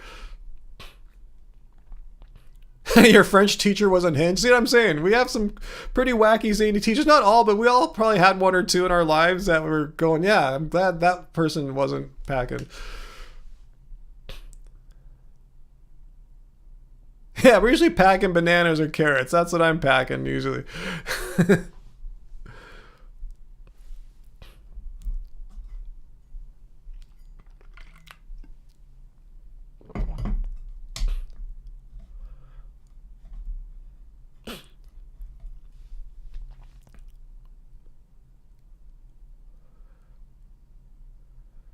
Tim, no, I can't speak Chinese at all.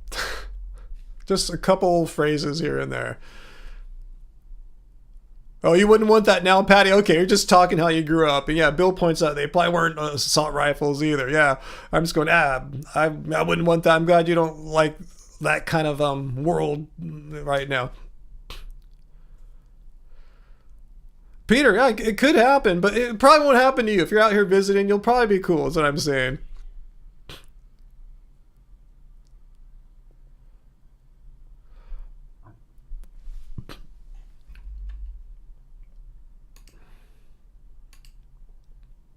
VLAM. No, I can't read or speak a lick of Chinese.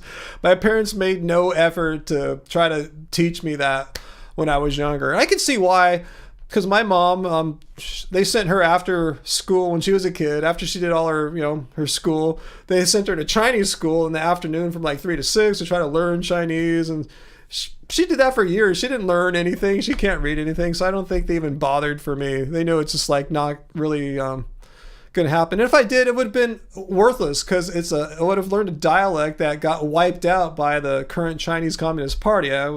My parents would have taught me Cantonese, which is like only spoken. I don't think people even speak it anymore. Maybe VLAM knows about that. It's all Mandarin now. So maybe in Hong Kong, maybe there's still some of that. But yeah, it just would have been a waste.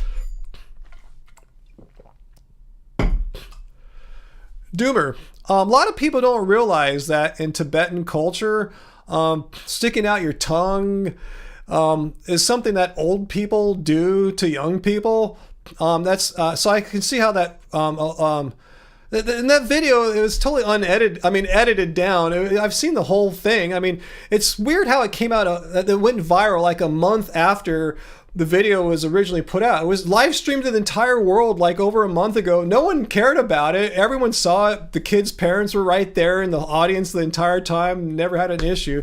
Though it was probably the Chinese Communist Party that made that edit because they got butthurt that just about a week before it went viral, the Dalai Lama appointed in Mongolia was basically going to be the Dalai Lama of Mongolia.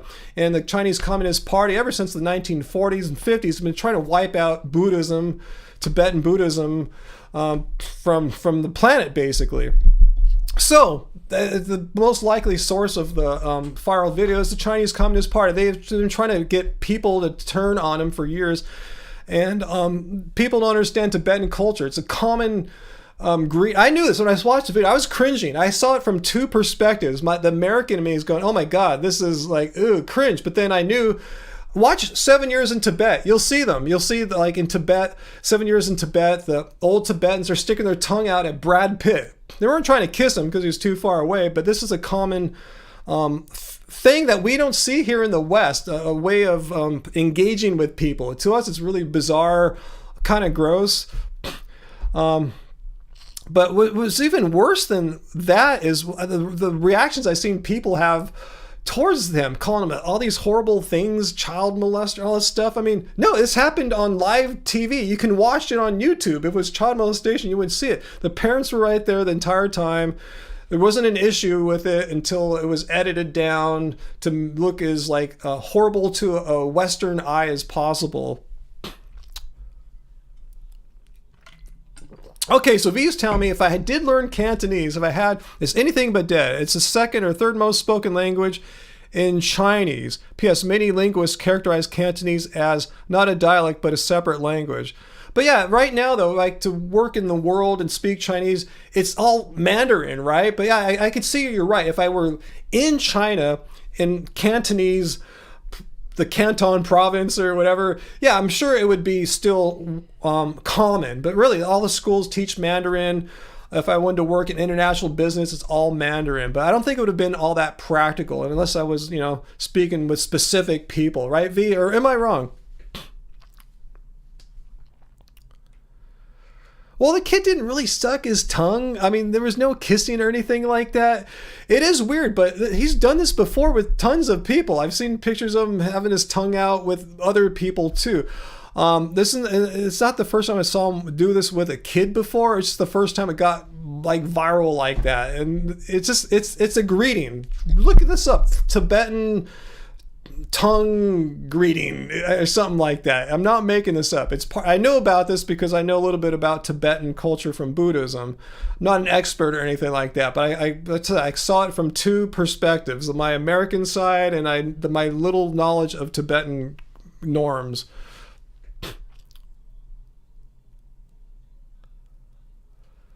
Thank you, Peter. Thank you so much.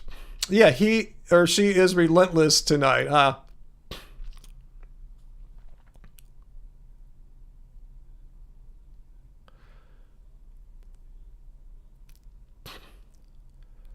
Yeah, no one hassled Dr. Bear. If anyone hassles Dr. Bear, who's been a long-time loyal viewer, if I'm anyone, I don't care if they're a troll or a vegan or whatever, no hassling of Dr. Bear. If anyone hassles Dr. Bear tonight, I will block you. Please, just leave Dr. Bear alone. She's a nice, cool person.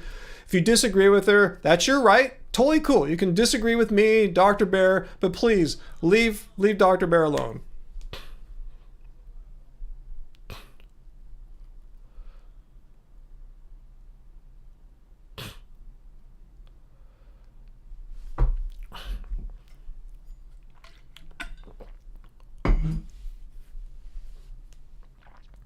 Well, thank you, Peter. You've been kicking ass tonight on this person. Thanks so much. I don't know what motivation this person has to keep coming back. I guess they think they're getting attention, but I'm not even talking to them anymore. I just see them, ban them. It's just so pointless. Like, Mr. Hater Troll person, don't you have anything better to do than to just get shut down repeatedly? I mean, you have no self-respect or anything. You have no friends or nothing better you can be doing. Nothing. This is it. This is the best thing you can be doing is getting shut down over and over.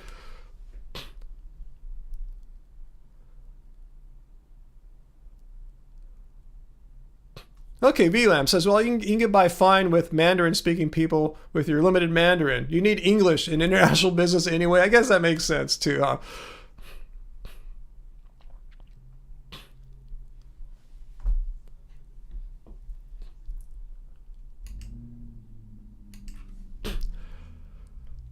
Yeah, they are on fire tonight, Tim. I know, it's the same person. The person just probably smoked crack tonight and is going nuts.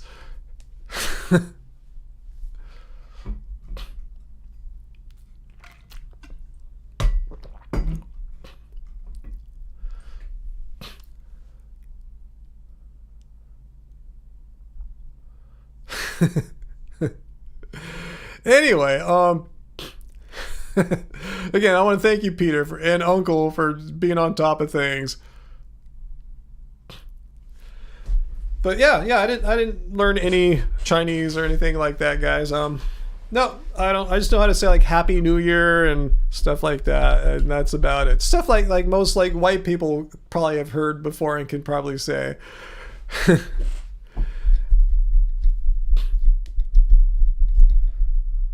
What is my opinion of the Transformer movement? Like the robots, the Transformer robots? Transformer? What is the Transformer movement? Is that anything to do with veganism? I guess we should get back to veganism. It's going weird now. Now we're talking about Transformers. Like, I have no idea what you're talking about. So I have no opinion on it.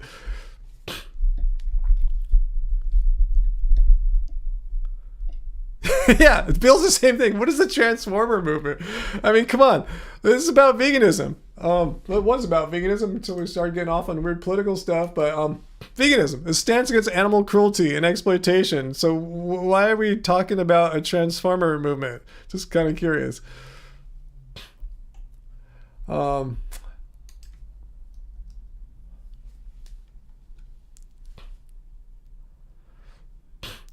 transvestite movement. There's a what is the transvestite movement? The fact that some men put on women's clothing sometimes, is that what you're talking about? And it's a movement. What's your agenda? What are you trying to get at?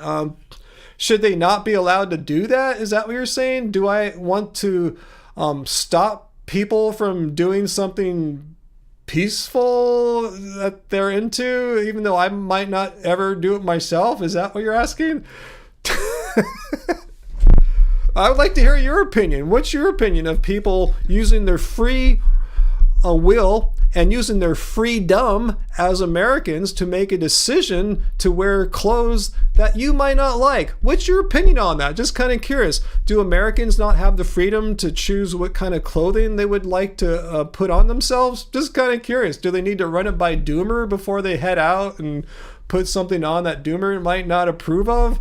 Just kind of curious. Are you like a precious snowflake that gets offended when you see people dress up in clothing that you personally would never wear? Just curious.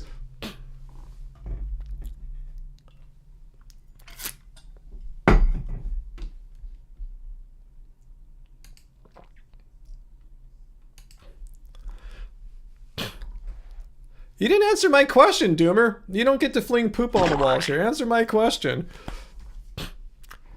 What's my opinion of pedophiles? What do you think? What do you think my opinion is of pedophiles? No, you answer my question. You think you're the one that came here. I want to know what's your opinion of people wearing clothes, people in a free country using their free will to adorn themselves in attire that you may never want to put on yourself. Do you want to prevent them from having that freedom? Just kind of curious.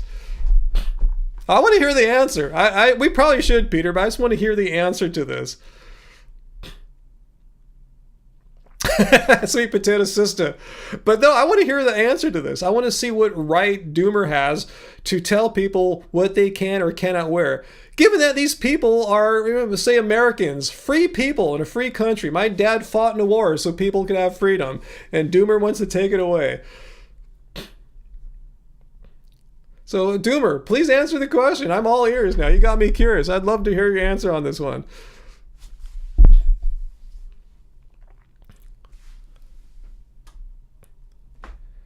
Yeah, Giovanni, you don't have to be LGBTQ to support LGBTQ. I support freedom. I always get off when people think that they have the right to tell free people in a free country what they can or can't do. And we're talking about something peaceful here. It's not like there's a victim or something like that. They're not killing people. They're just putting clothes on. I just want to know what right you have to tell people in a free country who live in what they can or can't wear. I want to hear. Yeah, where are they, Uncle? Are they scared? They talk a big talk, and then we ask them a real question, and they just disappear. Like, what's up with this? You come in here spouting your nonsense of anti-freedom, and then you realize, oh, I can't defend this because I'm all about freedom because that's what America is, but you're anti-freedom.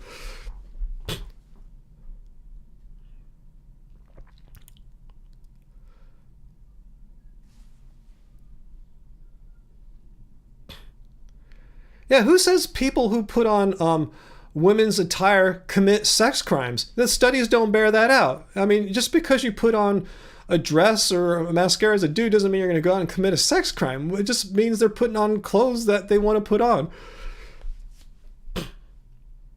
What is a moon rock, Tim? I have no idea.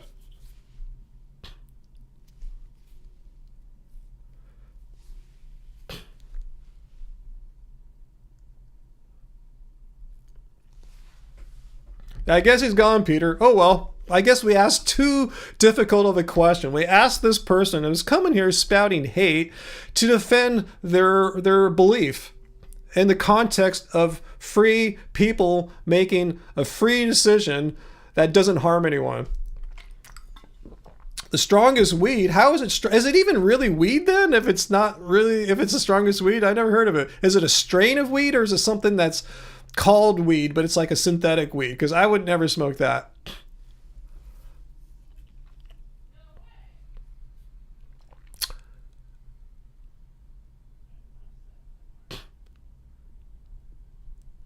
You're not answering my question. You're not answering the question at all. I said, what gives you? So you just don't like it. You said you would hate it if your dad wore a dress. So that's it. So you're saying it triggers you. You're a precious snowflake. So if you see someone wearing clothing that you wouldn't wear, and you would maybe feel uncomfortable seeing someone about it, it triggers you. You can't handle that. Then don't hang out where transvestites hang out. Don't go to transvestite bar if there's such a thing in your area. I don't know. People have the freedom to do what they want in this country. No thanks to people like you who want to impose restrictions on people who are different from you. It's not child abuse for someone to be a transvestite. You're making a huge leap here. A man putting on like women's clothing and hair or whatever, and equating that with, where's the crime there? You went 20 steps beyond. How is putting on a wig and a dress translate into a crime with children? It's innocent. This is ridiculous. This is the giant leap of logic you're making here. Yeah, if someone's abusing children, they're abusing children. I don't care what you're wearing. I don't care if you're wearing a dress, you're wearing jeans and a t-shirt. I don't care. Child abuse is child abuse. But to equate someone cross-dressing with child abuse is completely ignorant and hateful. And you're a fascist for wanting people to not be able to be free individuals making free choices in a free country on the fear that they might be doing some crime that's not related to their clothing, because all they're doing is putting on different clothing. Obviously you don't like it because you are bigoted. Anyway, we're gonna okay, thanks for banning them, Peter. Yeah, this is not acceptable. We don't allow this kind of like hate talk here. That's rule number 1. No hate speech. Anyway,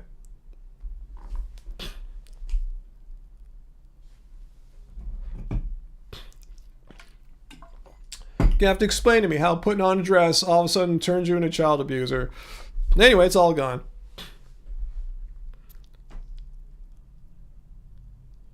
Now, good point, VLAM. Yeah, it's a culture war. That's what's wrong with the United States. That Doomer person and a few others tonight show exactly what's wrong in the United States. Exactly what's wrong. These are culture wars designed to trigger the easily triggered. There's a lot of easily triggered people here, guys. You guys know that. Designed to trigger easily triggered people, distracting them from real issues. Make-believe issues here. Oh, these people here, they're child abusers. Look at them. Just look at them. You know they're child. No, you don't know that. They're just different from you, and you don't tolerate others that are. That's the real reason why people like Doomer and others dislike LGBTQ, because those people are different from them. You can't tolerate difference. Somehow, when you see a different person, someone who's different from you, different values, different ethnicities, these differences, and vegan. We don't eat animal products, consume animal products. It scares you for some reason. I don't know why. It's just so easily triggered, such precious snowflakes. It scares a lot of people, and that's really unfortunate. But that's what this the culture wars that we see are here are to divide us, and it's doing a pretty damn good job.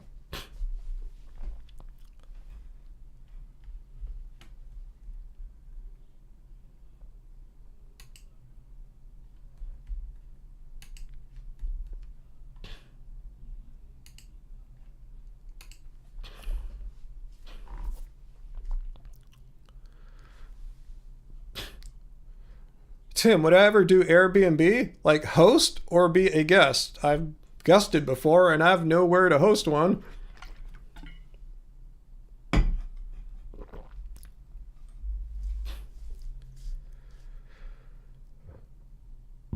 Yeah, they fear what they don't understand. And I just think a lot of people nowadays are so polarized, they fear those who are different from them. Oh, you're a different political party. Oh, you're a different race, or you're a different whatever. It's like this, they want this sameness. And if you're different from that sameness, you're a bad person. Oh, you're not eating meat, you're vegan, you're weird, I hate you. You know, it's like that. They want a certain kind of sameness. When they see difference in not everyone's like this, but people in this culture war who are so focused on everyone being just like them, when they see different, it triggers.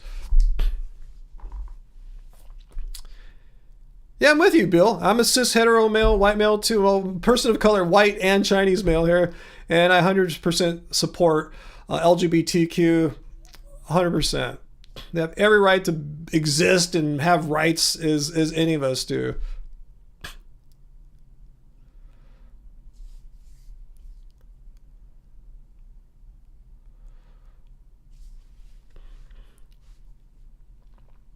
Glamping in my backyard? No, I don't want people camping in my backyard, Tim. No, I don't want anyone in my backyard. I just want me and Angie in the backyard chilling out. I don't want some glamping going on in my backyard.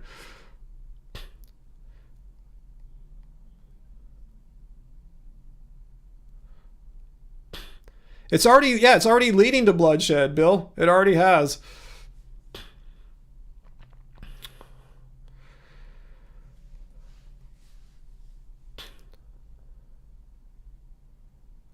Yeah, I'm with you there, Sean. As long as people aren't hurting people, as long as people aren't committing crimes, violating rights of others, let them be.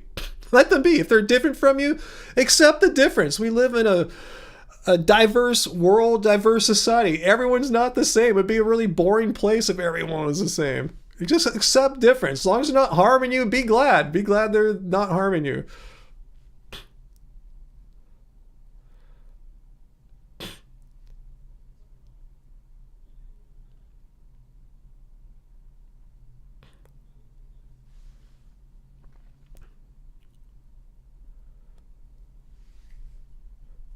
Ooh, I think I started picking this little cyst I got like a few years ago. It's coming back a little bit. Veganism debunked. Anyway, there's so much I'm not talking about, too much to get into. Yeah, there's a lot to get into. We're not going to solve all of America's problems here in one live stream, Live Mercifully. I'm just giving you my 2 cents here. As a person who said, I have no axe to grind. I don't have a dog in the race. I hate that expression, but you know what I'm saying? It's like I'm independent, not aligned with either party. I consider myself an independent, rational thinker.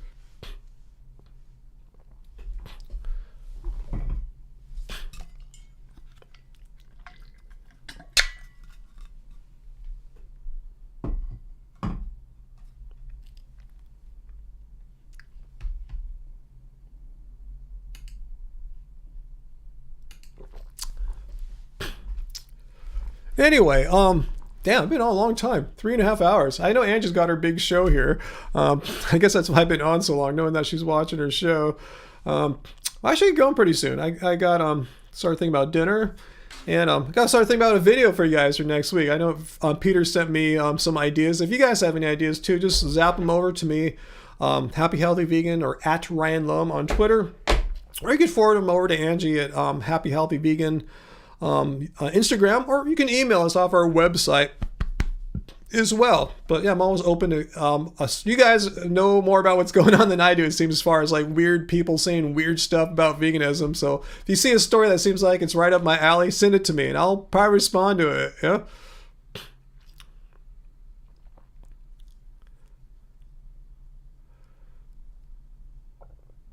Oh, Dr. Bear, I put that person in time. I think that's that ANCAP person again, so don't even bother responding to at Andrew.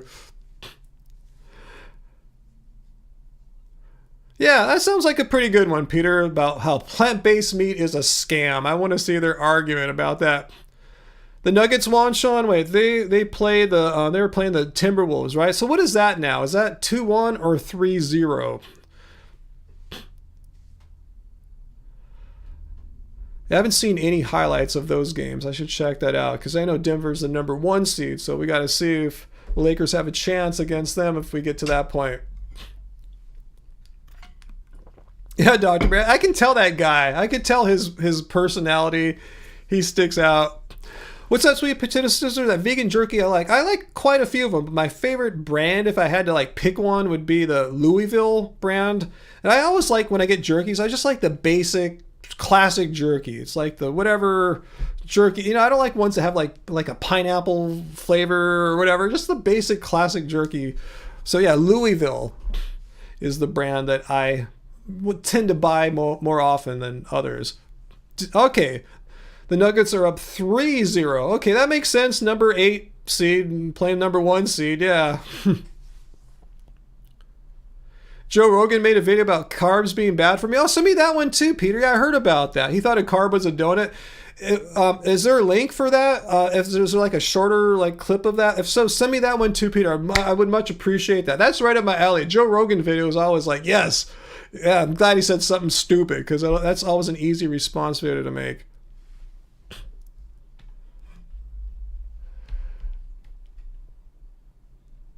Yeah, that person is so easy to spot, Jesse, right? It's like, it's so easy. It's just so easy to spot that person. It makes the same grammatical mistakes over and over again, has the same tone and way of phrasing things. It's so easy, especially those of us who have been teachers or are teachers. It's really easy to spot this pattern over and over again. No, I haven't heard of that, Argento. That sounds interesting. Wow.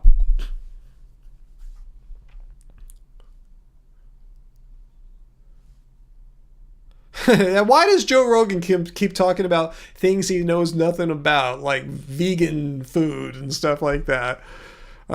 He has no responsibility to accuracy or truth. He just does it for money, his uncle says. Yeah. Ryan can draw. I cannot draw worth crap. Angie is the artist of the duo here.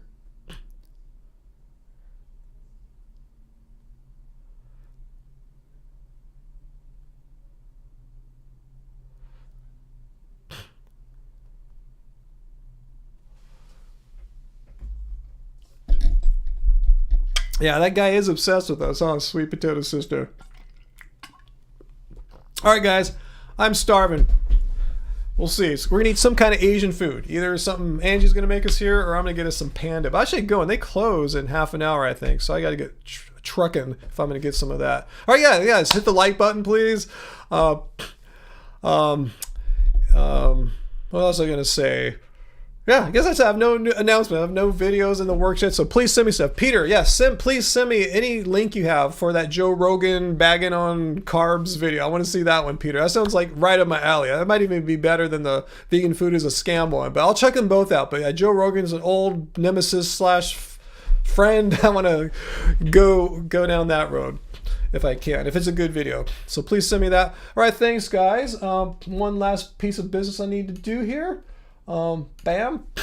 Thanks for watching. Thanks, Happy Fam. Thanks, all our viewers. This was a weird one tonight. Yeah, I don't know why I strayed off from veganism and just spoke some of my thoughts about some of the problems of the United States and why I would like to leave, or at least get the hell out of the continent and get out in the middle of the ocean and far away from all the zaniness out here. But that's it. That's it. It's I'm terribly not satisfied with the direction of how things are happening out here, and if I can, I'd like to get away. So we'll see if I can make that happen in the future. But thanks for being here with me, guys. That's why I talk. I'm not going to go all about this every week. We know some weeks we talk about a little bit more about music, other weeks talk about other things. We just went down this tangent this time, so and no music tonight. So anyway, guys, thank you so much, Uncle and Peter, for being so on top of it tonight. You guys had your hands full, and I had my hands full too, just clicking block user every like minute or two, it seems. You might even pop on one more time before I say goodbye eventually here. So thanks, everyone. Thanks for being with me on this Friday night. Thanks for sticking with me through that internet hiccup that happened midway. I thought I was going to lose you all. I only lost maybe a third or so of you guys, so that was a win. Yeah, thank the mods. The mods have kicked ass. So thank you, everyone. Much love to you guys, and I'm hungry. Veganism debunked. No, just kidding, guys. All right, much love. I'll see you guys next Friday for sure, and I will get you guys a video for sure as well, guys. All right, much love, and I'll see you soon. Remember, it doesn't suck being vegan. Bye, guys.